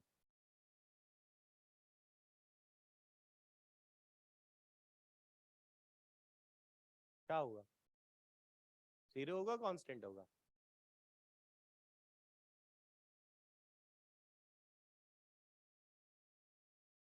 क्या यहाँ एक्सटर्नल फोर्स लग रहा है?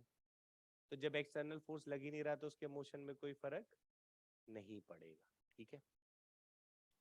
कैसे करें बताओ, कोई अपना अकल वकल लगा सकता है? क्या तुमने 9वीं कक्षा में रिकॉइल वाला कहानी पढ़ा था? पागल हो गए सब, बुलेट वाला MV से गया तो पीछे आया, वही तो यहाँ पे भी होगा।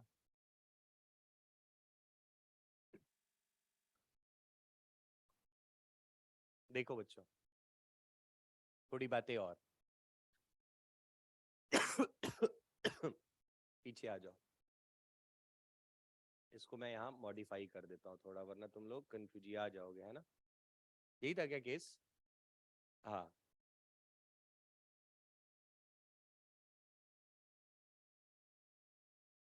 देखो इधर, पहला केस क्या बताया था बच्चा, VCUM जीरो, तो फॉर्मूला कौन सा यूज करेंगे, ठीक है। यहां पे लेकिन एक और बात ऐड कर देना, अगर velocity of centre of mass zero है तो ये सिचुएशन यहां पे भी जो मोमेंटम रहेगा वो तो कंजर्व ही रहेगा। अब बोलोगे सर ऐसे कैसे, कैसे बताओ, कुछ दिमाग वाग चल रहा है? मोमेंटम तो सब में कंजर्व रहेगा।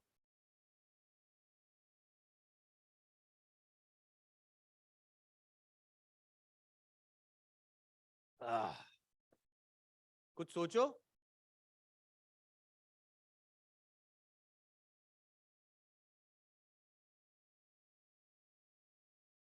जो शुरुआत में है वो तो बाद में रहेगा ही रहेगा, उसमें कोई तकलीफ नहीं है। तो जरा अब इधर आ जाओ, देखो सवाल करते करते तुम्हें आइडिया हो जाएगा। तो देखो जरा इसको, तो अब मुझे बताना, शुरुआत में बच्चा इस पूरे सिस्टम का मोमेंटम कितना होगा, ठीक है। तुम ना एक चीज को ना ऐसे ना एकदम दिमाग में रख लो, सर अगर एक्सटर्नल फोर्स जीरो है तो ACUM जीरो है, ACUM जीरो है तो VCUM जीरो होगा या VCUM कांस्टेंट होगा, दोनों होगा।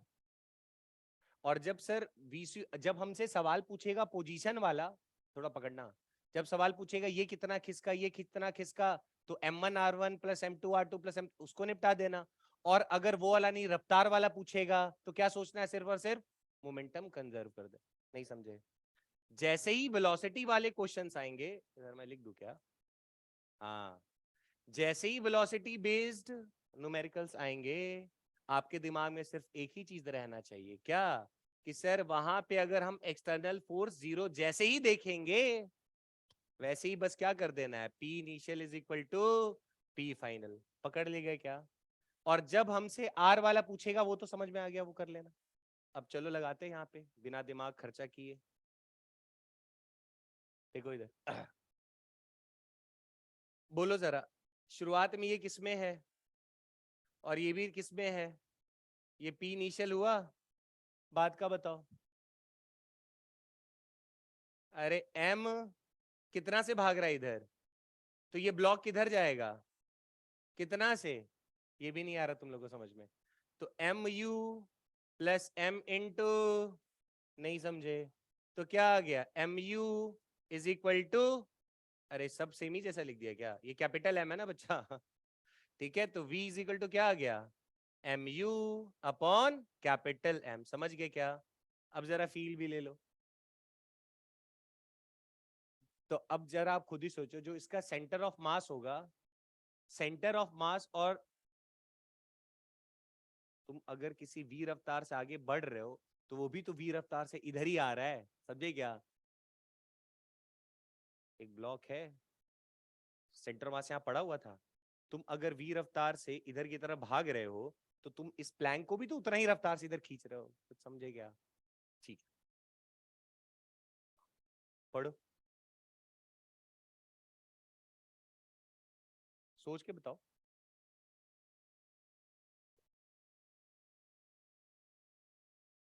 सोचो।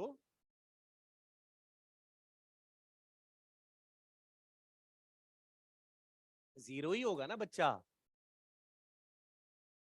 अरे वो तो वही रह गया ना सेंटर ऑफ, अरे उसकी पोजीशन चेंज होगी क्या? जब पोजीशन ही चेंज हुआ तो क्या होगा, वेलोसिटी सेंटर मास भी क्या होगा? अरे सोच के यार, अभी तो ऐसे क्वेश्चन कर रहे थे, आगे बढ़ रहा था, तो वो तो वही रहा। अरे पार्टिकल तो दोनों चलेंगे ही, आर अपनी जगह था, वी स्वयं जीरो रह गया, तभी तो इनिशियल मोमेंटम जीरो बराबर फाइनल तो आया रिकॉइल करके। ठीक है, अभी आइडिया हो जाएगा, इसको पढ़ो जरा,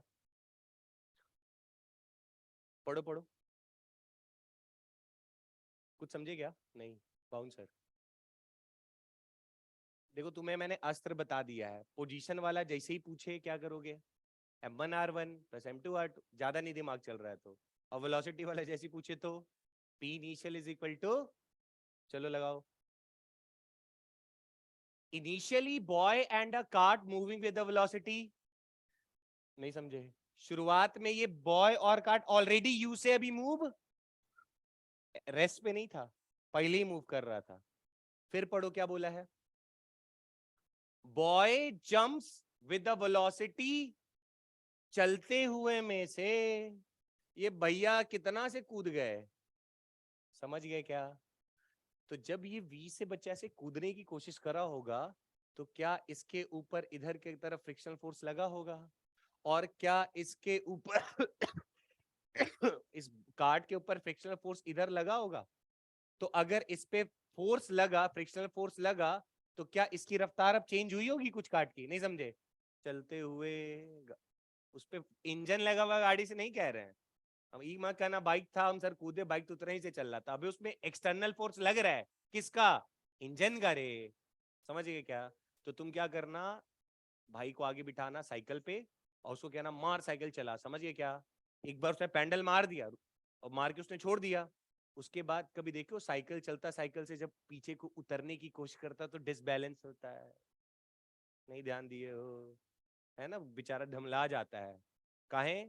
देखो कोई शरीफ हो तो ऐसे करके चलते हुए पैर रख दे तब तो ठीक है, लेकिन वो अगर ऐसे करके कूदे या आगे की तरफ कूदेगा तो अगला डिसबैलेंस 100%।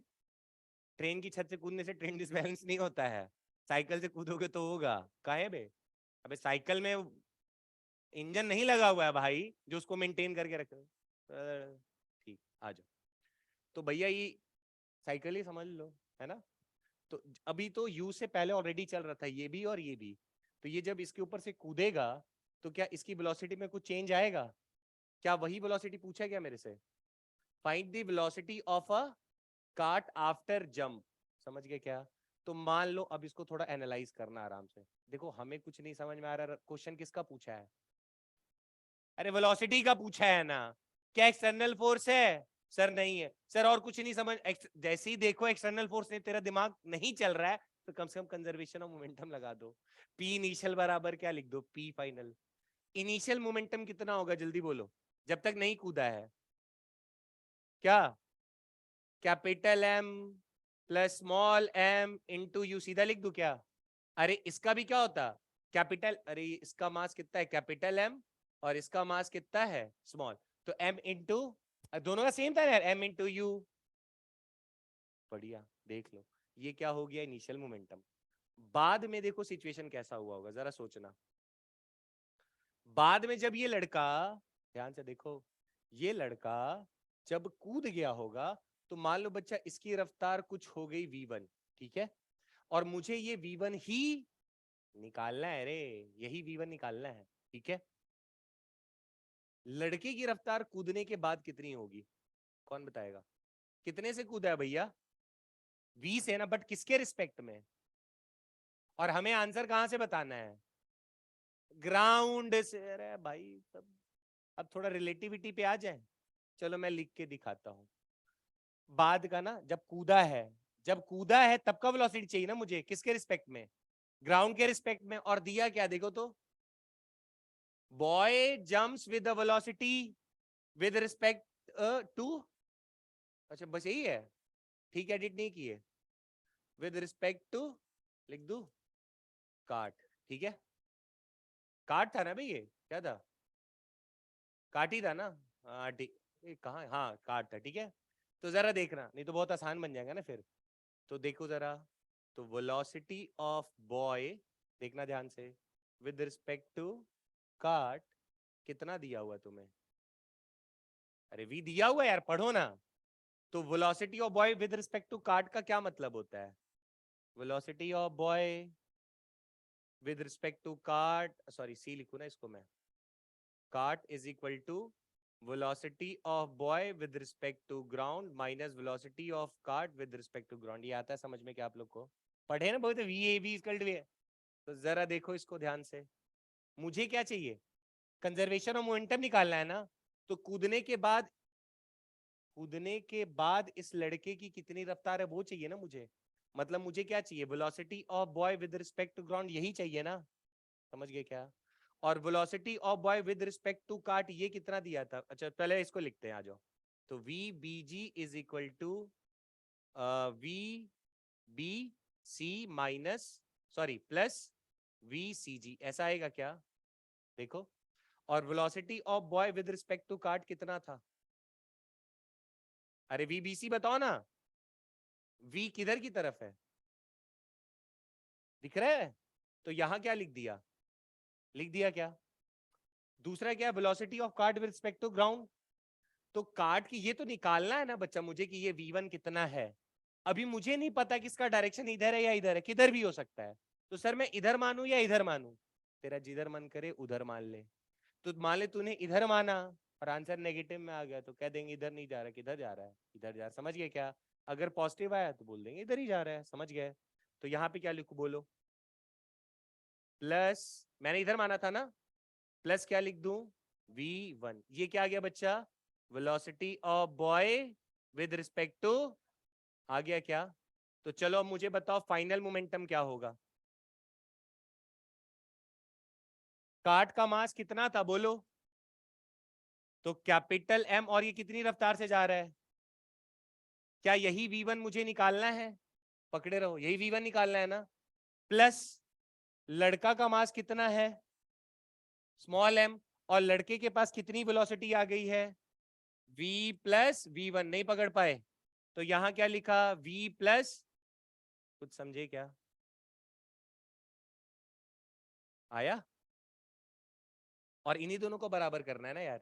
तो क्या कर देंगे? P initial is equal to, ऐसा आप क्यों लिख पा रहे हो? क्यों लिख पा रहे हो?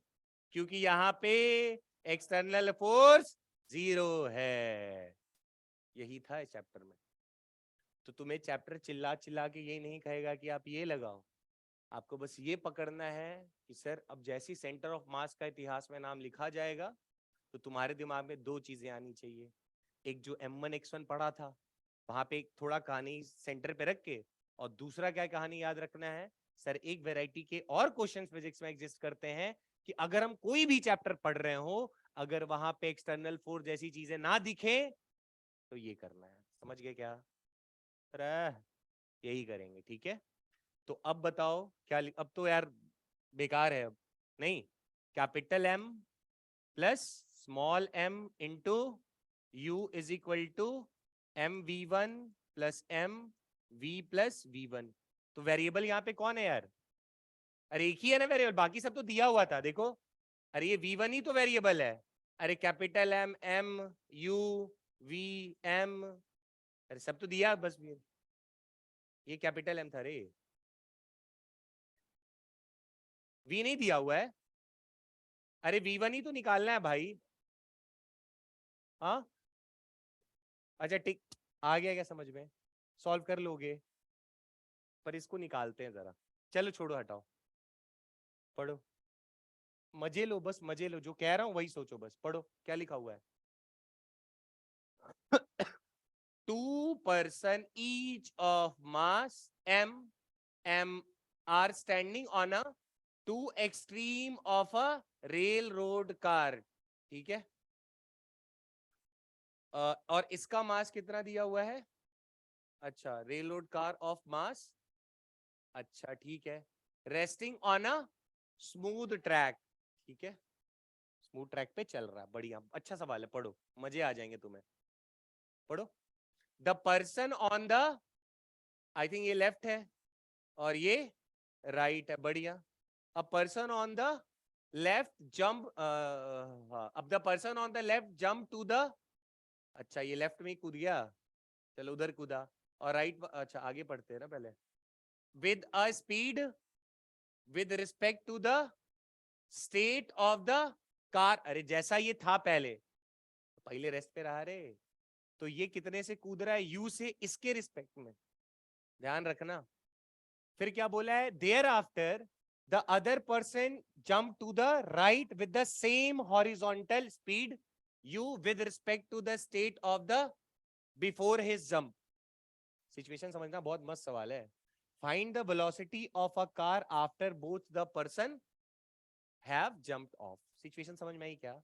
मतलब एक ऐसे करके जो भी था, रेलवे ट्रैक, रेल जो भी, उस पे एक पहले उस तीनों रेस्ट पे ही है, तो एक बंदा ऐसे करके यू की रफ्तार से कूदा है, लेकिन ग्राउंड के रिस्पेक्ट में ना ही, किसके रिस्पेक्ट में? पकड़ पाए क्या? पक्का? तो जब उससे कूदा होगा तो कार्ट के पास कुछ रफ्तार आ गई होगी, फिर नहीं समझे? उस कार्ट के पास कुछ रफ्तार आ गई होगी, आ गई होगी ना यार। अरे जैसे ऐसे था, तो मैं ऐसे अगर कूदे तो क्या होगा ना यार, आगे पीछे, पीछे ही क्या होगा, आगे क्यों जाएगा, पीछे जाएगा, अरे सरकेगा ना रे। तो जो दूसरा भी उसमें बैठा हुआ होगा, अभी चल रहा होगा, तो अगला भी यू से ही कूदा है, किसके रिस्पेक्ट में? पर अभी वो किससे कूदा है? चलता हुआ से, समझ गए क्या? तो वो फाइनल बताना है। तो ये लग रहा है पिछले सवाल का ही एक पार्ट और बढ़ा दिया है, सेम ही सिचुएशन है। तो सर कैसे पकड़ेंगे इसको? सर दोनों कूदा कूदी कर रहा है, एक्सटर्नल फोर्स नहीं है, नहीं है तो हम क्या करेंगे? मोमेंटम कंजर्व करेंगे। कितने सिचुएशन दिए हैं? कितने? एक बार इसको कूदाएंगे, अबे गधो, जब ये कूदे, तो जब पहला वाला कूद रहा होगा तो उससे पहले का टोटल मोमेंटम, और जब वो कूद गया होगा उसके बाद का मोमेंट, दोनों को क्या कर देंगे? बराबर। नहीं हवा लगा रे, तो क्या उस कार्ड का रफ्तार आ जाएगा जो पिछला सवाल हमने सॉल्व किया?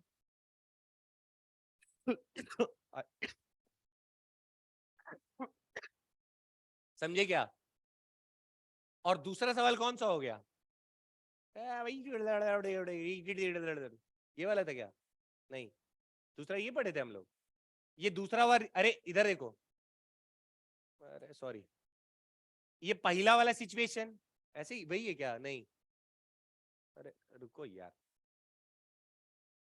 सॉरी अभी तो करा ना। हाँ, जब इसके पास यू था, ठीक है, इसी को 2 बार पलट देना है। तो चलो मिलके करते, तुम्हें बहुत अच्छी फीलिंग मैं कोशिश करूंगा कि आए। अब देखो यहाँ पे वो तुम्हें डरा कैसे रहा है, क्वेश्चन की तो कोई औकात ही नहीं होती, अगर ग्राउंड के रिस्पेक्ट में बोला तो तुम फट से एमवी और इधर से भी देख के निकाल देते, बट इसने तुम्हें परेशान करने के लिए क्या डाल दिया है? Relative velocity. बट हमें क्या फर्क पड़ता है, हमें तो आता है लिखना, V A B is equal to V A minus V, आता है लिखना? नहीं आता है, आता है, शुक्र है। चलो पहला सिचुएशन चले, तो पहला सिचुएशन में जब ये कूद रहा होगा तो शुरुआत में ये भी रेस्ट में है, ये रेस्ट में है, ये कार्ड भी रेस्ट पे है, ये आदमी सब रेस्ट पे ही था ना, तो शुरुआत में बेटा मोमेंटम क्या होगा, पकड़ पा रहे हो क्या? नहीं। और जब ये ऐसे करके कूद गया होगा तो इस कितने से कूदा है, यू से कूदा है, तो जब ये यू से कूदा होगा तो क्या इसके पास कुछ रफ्तार आई होगी? तो ये यू से किसके रिस्पेक्ट में कूदा है, कार्ड के। लेकिन हमें जब कंजर्वेशन मोमेंटम लगाना होता है हम कहां से लगाते हैं, ग्राउंड से। जरा देखो ध्यान से, देखना ये थोड़ा तुम्हें लगेगा परेशान करेगा लेकिन है आसान सा। देखो जरा, आप देखो, पहला सिचुएशन लेते बेटा। देखो इनिशियल तो पता है ससुरा रेस्ट पे है, टेंशन खत्म है। जब ये लड़का कूदा हवा में, ध्यान से देखना बच्चा, ठीक, तो ये कूदा यू से नहीं है, इसके रिस्पेक्ट में यू से कूदा है, पकड़ पा रहे हो क्या? तो ये बॉय, ये काट, ठीक है ना, ये बॉय और ये काट। तो अब बेटा जब ये ऐसे कूदा है तो इसके पास कुछ रफ्तार होगी, कितनी होगी, क्या होगा इसके पास रफ्तार, यू। पागल हो गए, वो यू किसके रिस्पेक्ट में है, तो इसकी रफ्तार मुझे पता है क्या, अभी नहीं पकड़ पाए। भाई एक बात बताओ, एक कुर्सी पे से अगर हम ऐसे करके कूदेंगे, अभी पीछे नहीं जा रहा, मान लो जा रहा होता, तो मैं इस कुर्सी के रिस्पेक्ट में यू से कूद रहा हूं। लेकिन जब तुम कंजर्वेशन और मोमेंटम लगाने की कोशिश करो, कहां से देख के लगाओगे? तो मान लो तुमको मेरे ऊपर कंजर्वेशन मोमेंटम लगाना है, तो तुमने कहा सर अभी रेस्ट पे बैठे हुए हो, बढ़िया, क्या तो यू कितना है मेरा, पक्का मोमेंटम कितना, अरे जीरो रहा ना यार। तो जब मैं ऐसे कूद के हवा में हूं तो तुम्हें अब मेरी वेलोसिटी बतानी पड़ेगी ना कितनी है, तब तो मेरा मास इंटू वेलोसिटी निकालोगे फाइनल के लिए, पक्का क्या? लेकिन हमें जो रफ्तार दी है, क्या दिया, इस मतलब मेरे पास जो रफ्तार वो चेयर के रिस्पेक्ट में, तुम्हारे रिस्पेक्ट में नहीं है। तो तुम्हें अगर मेरा फाइनल मोमेंटम लिखना है तो तुम अपने रिस्पेक्ट में मेरा वेलोसिटी देख के बताओगे ना। फिर से देखो बच्चा, जरा देखो, तुम यहां खड़े होके देख रहे हो, ये आदमी ऐसे हवा में गया हुआ है, पर मेरे पास डाटा में क्या है, velocity of boy with respect to cart, ये कितना दिया हुआ है, तो सर ये यू दिया हुआ है। तो क्या सर इस वाले वेलोसिटी से कंजर्वेशन मोमेंटम निकालते हैं? नहीं सर, किससे निकालना है, ये जो बाहर बैठा है उससे निकाल। अरे यार, पकड़ पा रहे हो? तो कैसे लिखेंगे? तो अब वीबीसी का मतलब क्या होता है, velocity of boy with respect to ground minus velocity of cart with respect to ground is equal to VBC, यही लिखा हुआ है ना, पक्का? तो velocity of boy with respect to ground क्या होगा, बोलो? वीबीजी, हाँ, is equal to VBC plus VCG. आया क्या समझ में? देख लो, ठीक है। जब ये इससे कूदा होगा बच्चा, तो क्या ये काट किसी मान लो V1 रफ्तार से इधर गया होगा? देखते चलो, अरे जब कूदा होगा तो V1 रफ्तार से इधर गया होगा ना, जब कूदा होगा तो पकड़ना। तो चलो पहले वीबीजी पे कहानी कर लेते हैं। वीबीसी कितना है देख के बताओ, यू, और यू किधर माना तुमने, इस तरफ, और वीसीजी कितना जब कूदा है ये तो इधर, तो एक को प्लस लेंगे तो एक को नहीं पकड़ पाए। हाँ बच्चा, वी माइनस यू माइनस कोई फर्क नहीं पड़ता। मान लो अगर मैं उसको प्लस में लेता तो मैं प्लस यू बोलता, तो इसको किस में लिखता, माइनस V1। नहीं आया, आ गया? तो क्या मुझे, अब मैं सिचुएशन 1 के लिए कंजर्वेशन ऑफ मोमेंटम लगा सकता हूं? चलो बताओ क्या होगा, लगाओ। पहले कंडीशन के लिए कंजर्वेशन ऑफ मोमेंटम, कंजर्वेशन बोलो। इनिशियल ये भी रेस्ट पे था, सारे रेस्ट पे ही थे ना, तो इनिशियल तो बेटा सब जीरो आएगा, इसमें कोई शक, पकड़े रहो। दूसरा बताओ, जब ये हवा में लहरा रहे हैं तो अब इनके पास velocity of boy with respect to ground कितना है? तो यहां क्या लिखा हुआ है, u माइनस, बढ़िया, क्या पता नहीं इसकी वेलोसिटी, और इस कार्ट की वेलोसिटी बेटा कितनी है ना, और इस पे बैठा हुआ जो दूसरा आदमी था उसका भी मास कितना है, तो इन दोनों के पास वेलोसिटी कितना है, अभी V1 है ना, समझ पा रहे हो क्या सिस्टम? तो तुम क्या लिखोगे, आराम आराम से लिखो। तो तुमने कहा उसका मास कितना है बेटा, m, ठीक है, वेलोसिटी कितना बच्चा, मान लो उधर वाले को माइनस मान रहे होते तो माइनस u माइनस v1 आया क्या समझ में? पक्का? प्लस अभी मास कितना होगा? Small m plus capital M into v1। देखो टफ नहीं है, बस थोड़ा देखना है और कुछ नहीं। यही होगा? नहीं समझे? देखो इक्वेशन देखो, ये किसका है? ये जो तुमने लिखा है किसका मोमेंटम लिखा है? अरे लड़कवा जो हवा में है बे, ये किसका है?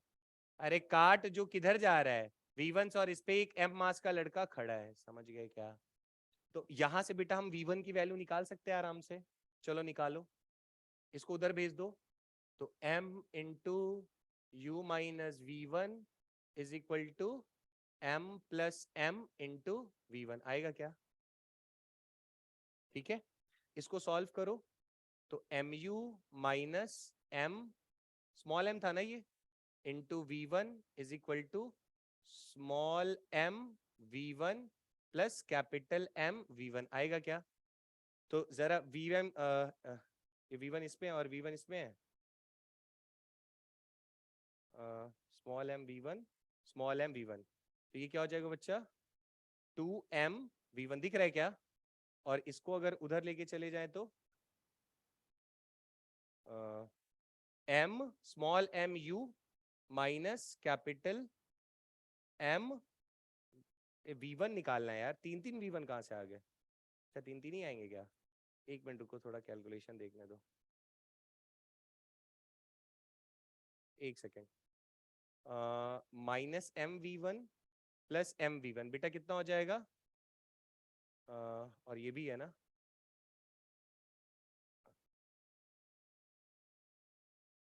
आया क्या समझ में? अरे माइनस M v1 है ना यार, इधर लेके आओ ना, प्लस हो जाएगा। v1 तीनों में से कॉमन निकल गया, तो ये स्मॉल m कितना हो जाएगा? 2m होगा, और एक कैपिटल M, नॉर्मल कैलकुलेशन है। तो v1 इज इक्वल टू मेरे पास आ गया क्या? mu upon 2m plus capital M। आया क्या समझ में? ठीक है, अब तो तुच्चा सा सवाल बन गया ये। यानी अब सिचुएशन कैसा है?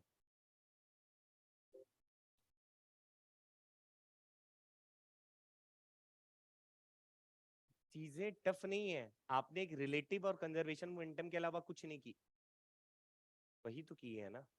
बट जब भी आपको कंजर्वेशन मोमेंटम लगाना, कहाँ से लगाओगे? ग्राउंड पे खड़े होके लगा लेना। ठीक है, तो अब सिचुएशन कैसा है जरा बताना, बोलो। तो सर अब सीन ऐसा है, देखो तो ये सर इधर जा रहा है कितने से, और इस v1 की वैल्यू कितनी आई है? mu upon 2m plus m, m small u upon 2m plus capital M। क्या मुझे v1 अब पता है ना? अब सिनेरियो कैसा है? अब तो ये वही सवाल हो गया जो हमने थोड़ी देर पहले पढ़ा था, क्यों चलता हुआ से कुदाना है। भाई तो ये लड़का ऐसे कुछ समझे क्या, जिसका मास है m और इसका क्या है? Capital M। क्लियर है? अब तुम क्या बोलोगे? फिर से वही कहानी, इनिशियल अभी रेस्ट पे नहीं, इनिशियल चल, एक्सटर्नल फोर्स नहीं लगेगा, बच्चा फिर कूद ही रहा है, तो इनिशियल मोमेंटम लिखना होगा, तो क्या लिखोगे बोलो? m plus m into v1। कितने लोगों नहीं आया समझ में? ये क्या होगा? Initial momentum. इसके बाद अब क्या निकालना होगा? तो फाइनल मोमेंटम के लिए चक्कर क्या है? अब जब ये स्पेक, जब इससे ये ऐसे कूदेगा बच्चा, और कितने से कूद रहा है, पर किसके रिस्पेक्ट में? फिर से वही घिसा पीटा कहानी, क्या लिखेंगे बोलो? velocity of boy with respect to cart is equal to velocity of boy with respect to ground minus velocity of cart with respect to ground। समझ गए क्या? मुझे क्या चाहिए? ये जब हवा में ऐसे लहरा रहे हैं तो इनके पास कितनी velocity, velocity of boy with respect to, ये पता चलेगा तभी कंजर्वेशन ऑफ मोमेंटम लेगा। समझ गए? आसान नहीं है कहानी थोड़ा? अबे यार वेरिएबल है, तुम्हारे पास डाटा रहता तो मस्त नहीं आ जाता, मतलब 20-30 जो भी आता निपटा देते। तो अब जरा देखो, तो velocity of boy with respect to ground is equal to velocity of ये क्या था? vbc plus vcg। तो velocity of boy with respect to cart कितना दिया हुआ था? u, और vcg, अरे इसको मानोगे ना बच्चा, ये इससे जब कूदेगा तो इसकी कुछ रफ्तार चेंज हो जाएगी ना। मान लो कितनी हो गई, v2 नहीं लिया ना अभी तक ठीक है, तो यहाँ क्या आ जाएगा बोलो, प्लस v2 की माइनस v2? सोच के बताओ, फिर से सोचो। अबे गधो सर हमें नहीं पता। अरे अरे v2 ही तो निकालना है ना यार, मुझे थोड़ी पता कि इधर है या इधर है, नहीं समझे? तो हमने तो लेकिन किधर माना है, इधर माना है ना, और इसका भी किधर मानते, वीबीजी किस तरफ माना है, इस, अरे आगे ना यार। तो इस बार क्या लिख दूं, प्लस v2, आया क्या समझ में? ये आ गया वीबीजी, क्लियर है? ठीक है। हाँ नहीं, अगर v2 इधर माने होते तो माइनस v2 आता, और क्या फर्क पड़ता? अब क्या करे बोलो, क्या मुझे फाइनल मोमेंटम पता चल चुका है, इसके पास वेलोसिटी और वीबीजी कितना आ गया है, u प्लस v2, समझ गए क्या? पी आई निकाल चुके थे, तो पी एफ बोलो। अरे कैपिटल एम इंटू v2, नहीं आया समझ में? प्लस अरे small m into u plus, नहीं आया समझ में? और वेरिएबल कौन सा रह गया केवल? अरे v2 ही तो रह गया बच्चा, दिख रहा है क्या? अरे v1 तो निकाल चुके हैं ना पहले, ये वाला, अरे कहाँ गया? इसमें तो सब नोन ही है ना, v1 को पटक दो, निकाल दो, समझ गए? क्या हो गया बोलो बोलो? हाँ, अरे अब लिखेंगे ना बच्चा, P I is equal to P F, नहीं लिखोगे? अरे लिखोगे। तो पी आई क्या था, capital M plus small m, और v1 कितना निकाले हो बोलो, m you upon 2m plus, अरे कैलकुलेशन से मत डरो यार, वो मेरी जिम्मेदारी नहीं है, is equal to P F की जगह क्या लिख देंगे, एम वी टू, अरे यही तो बस निकालना है पगलो, plus M into u plus, देखा कैसे डरा रहा है? बस ये इंपॉर्टेंट नहीं है कि सवाल कौन सा आएगा, इंपॉर्टेंट बस इतना है, सर एक्सटर्नल फोर्स जीरो है, तो हम करने वाले क्या हैं, समझ गए क्या चक्कर क्या है? और इसको टफ करना था तो हमारे साथ थोड़ा इसने रिलेटिव रिलेटिव खेल लिया। लास्ट सवाल देखो आज का, पढ़ो। ये सवाल तो शायद पहले हो चुका है, तो पढ़ चुके हैं ना इस किया था सवाल हमने किसी और तरीके से, आज किससे करते हैं? ये फ्रिक्शनलेस सरफेस है बचवा, कैसा सरफेस है? और जरा देखो इस m को मान लो ऐसे u वेलोसिटी दे दिया है, एक्सटर्नल फोर्स नहीं लग रहा है, तो ये जब इस पे गया, ये फ्रिक्शनलेस है, और ये ब्लॉक और इसके बीच में भी कोई फ्रिक्शन नहीं है, अगर फ्रिक्शन नहीं है तो भी ये आगे जाएगा कि नहीं, सरकेगा नहीं सरकेगा, सरकेगा ना, तो इसको सरकाने वाला कोई एक्सटर्नल फोर्स नहीं है ना, तो अगर एक्सटर्नल फोर्स यहाँ कोई सरकाने वाला है ही नहीं, तो मोमेंटम कंजर्व नहीं, पकड़ नहीं पाए। सर अगर यहीं पे यहाँ फ्रिक्शन उठा के दे देता, या फ्रिक्शन उठा के दे देता तो नहीं लगाते सर, ये वाला कॉन्सेप्ट नहीं समझे? पकड़ो, लिखा हुआ नहीं आता सवाल में, यहाँ बोला find maximum height achieve by m on capital M, ये वाला हाइट बताना है अपन को, समझ गए क्या? तो हम क्या करेंगे बोलो, क्यों लगा पा रहे कंजर्वेशन मोमेंटम? क्योंकि सर इस सवाल में भी एक्सटर्नल फोर्स, तो हम क्या कर देंगे, P I is equal to, समझ गए क्या? तो शुरुआत में कैपिटल M कैसा है और ये कैसा है, चुप रे, यू से भाग रहा है, अरे ठीक है क्या?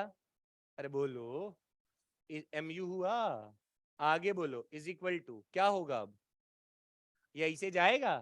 अबे थोड़ा सा अगर तुम्हें थोड़ी बहुत चीजें आती होंगी तो इस पे क्या लग रहा होगा, इधर भी क्या लग रहा होगा, नॉर्मल, नॉर्मल के दो पार्ट होंगे, एक ऐचे एक ऐचे, तो ये जो नॉर्मल वाला इसे लग रहा है ना इधर वाला, पर हमें क्यों क्यों हम जाएंगे एनएलएम पढ़ने के लिए, एनएलएम क्यों पढ़ेंगे भाई, अब तुम नई चीजें सीख चुके हैं ना, क्या सीखे हो?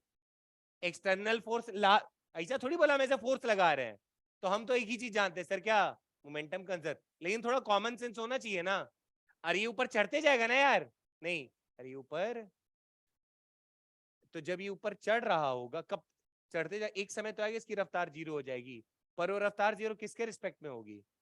इस ब्लॉक के रिस्पेक्ट में होगी। पर ग्राउंड वाले को क्या दिखाई देगा कि ये भी चल रहा है कितने से और ये भी इधर कितने से चल रहा है। तुम ट्रेन में सोए हुए थे, ट्रेन 100 से भाग रही थी, मैं बाहर से देखूंगा तो तुम कितने से चलते हुए दिखोगे? नहीं आया सेंस।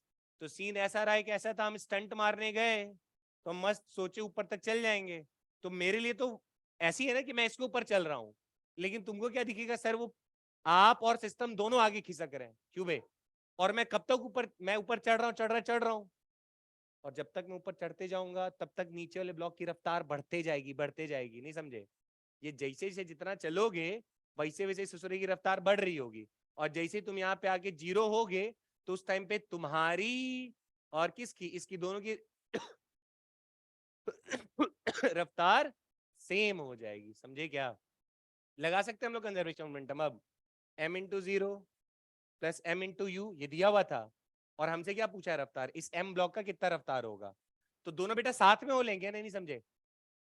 जिस टाइम पर बेटा समझो जरा ध्यान से, जिस टाइम पे बेटा इसकी रफ्तार जीरो पर, कौन सी वाली हो रही होगी रफ्तार जीरो? ऊपर जाने वाली ना।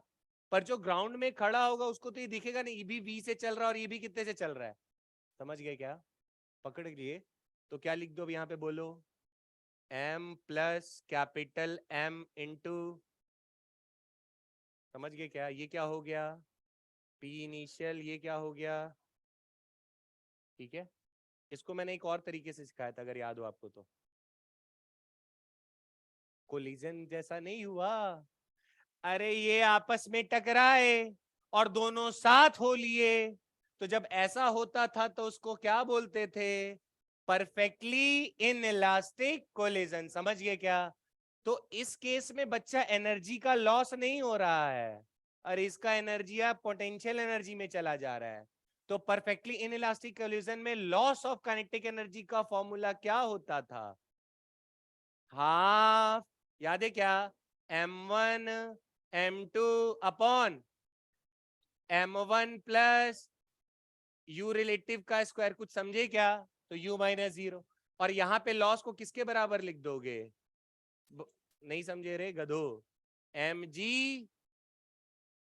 और एक रहा यहाँ पे स्मॉल m, एक रहा स्मॉल m।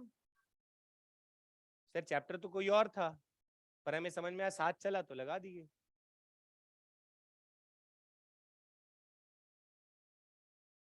ये तुम्हारा निपटा लोगे, बस लास्ट हो गया भाई। अरे रुको ना यार, 1 मिनट, मैंने कहा था ना 8 10 8 15 जाएगा। बस बस दो, मेरा भला हो रहा है तेरा हो रहा है, फर्जी। पढ़ तो लो, कर लेना, पढ़ो क्वेश्चन। इस पकड़ के रखना ना सर। सर वो कई लोग सोचते हैं सर वो तो यू से भाग रहा है, तो पक्का फोर्स लगा हुआ तब ना भाग रहा है। अबे लगा होगा किसी जमाने में, अब तो चल रहा है, अब तो चल रहा है ना भाई। तो हमें तो नहीं बोला ना यहाँ फोर्स लग रहा है, बस क्या दिया, यू से चल रहा है ये। इसका मतलब, इसका मतलब पागल हो गए सब। पर क्वेश्चन कुछ और पूछ दिया है। फाइंड, इसको रिलेट कर पा रहे हो क्या? जब ये इससे जाके टकराएगा तो ये दबेगा रे, और ये तब तक दबता रहेगा जब तक कि दोनों की रफ्तार सेम ना हो जाए। ये पहले ज्यादा चल रहा होगा, ये कम चल रहा होगा, ये दबते जाएगा तो एक फोर्स पीछे डेवलप होगा जो इसको डी कम करेगा ना उसकी रफ्तार को। मैंने कहा कोलिजन भी यही होता था ना बच्चा, तब तक चिपकता था जब तक की रफ्तार v रिलेटिव जीरो ना हो जाए, समझे क्या? तो फिर इसमें भी इक्वेशन क्या लिखेंगे, जल्दी बोलो। mu इनिशियल मोमेंटम पे, इसका मास m है, इसका भी मास,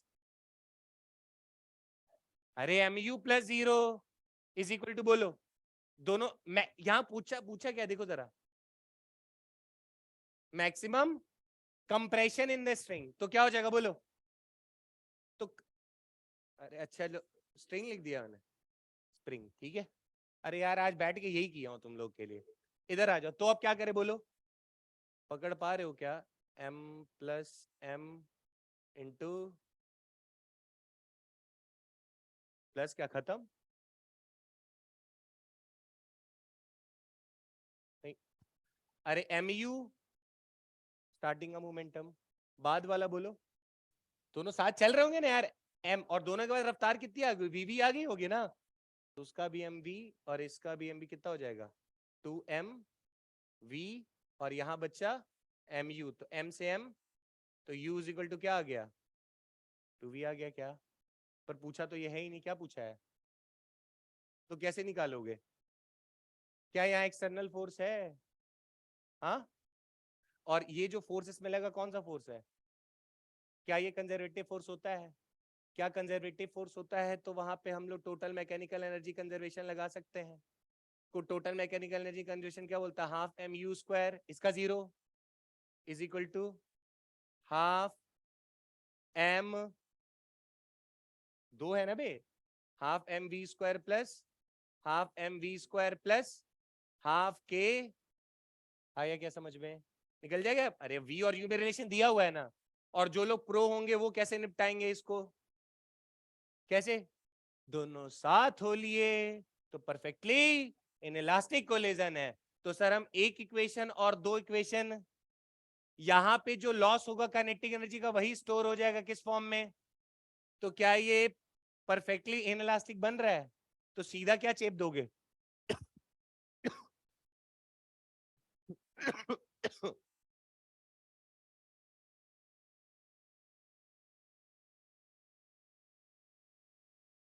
क्या तुम्हें हवा लगा, तो ये था आम जिंदगी, हर बार ये लगेगा जरूरी नहीं है, वो तुम्हें पकड़ना पड़ेगा,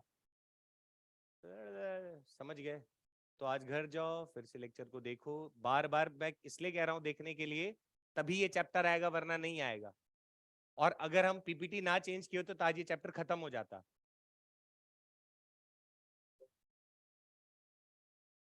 ये होमवर्क है ना, एक और दो खत्म हो गया, वैसे ये एक ये और एक दो क्वेश्चन,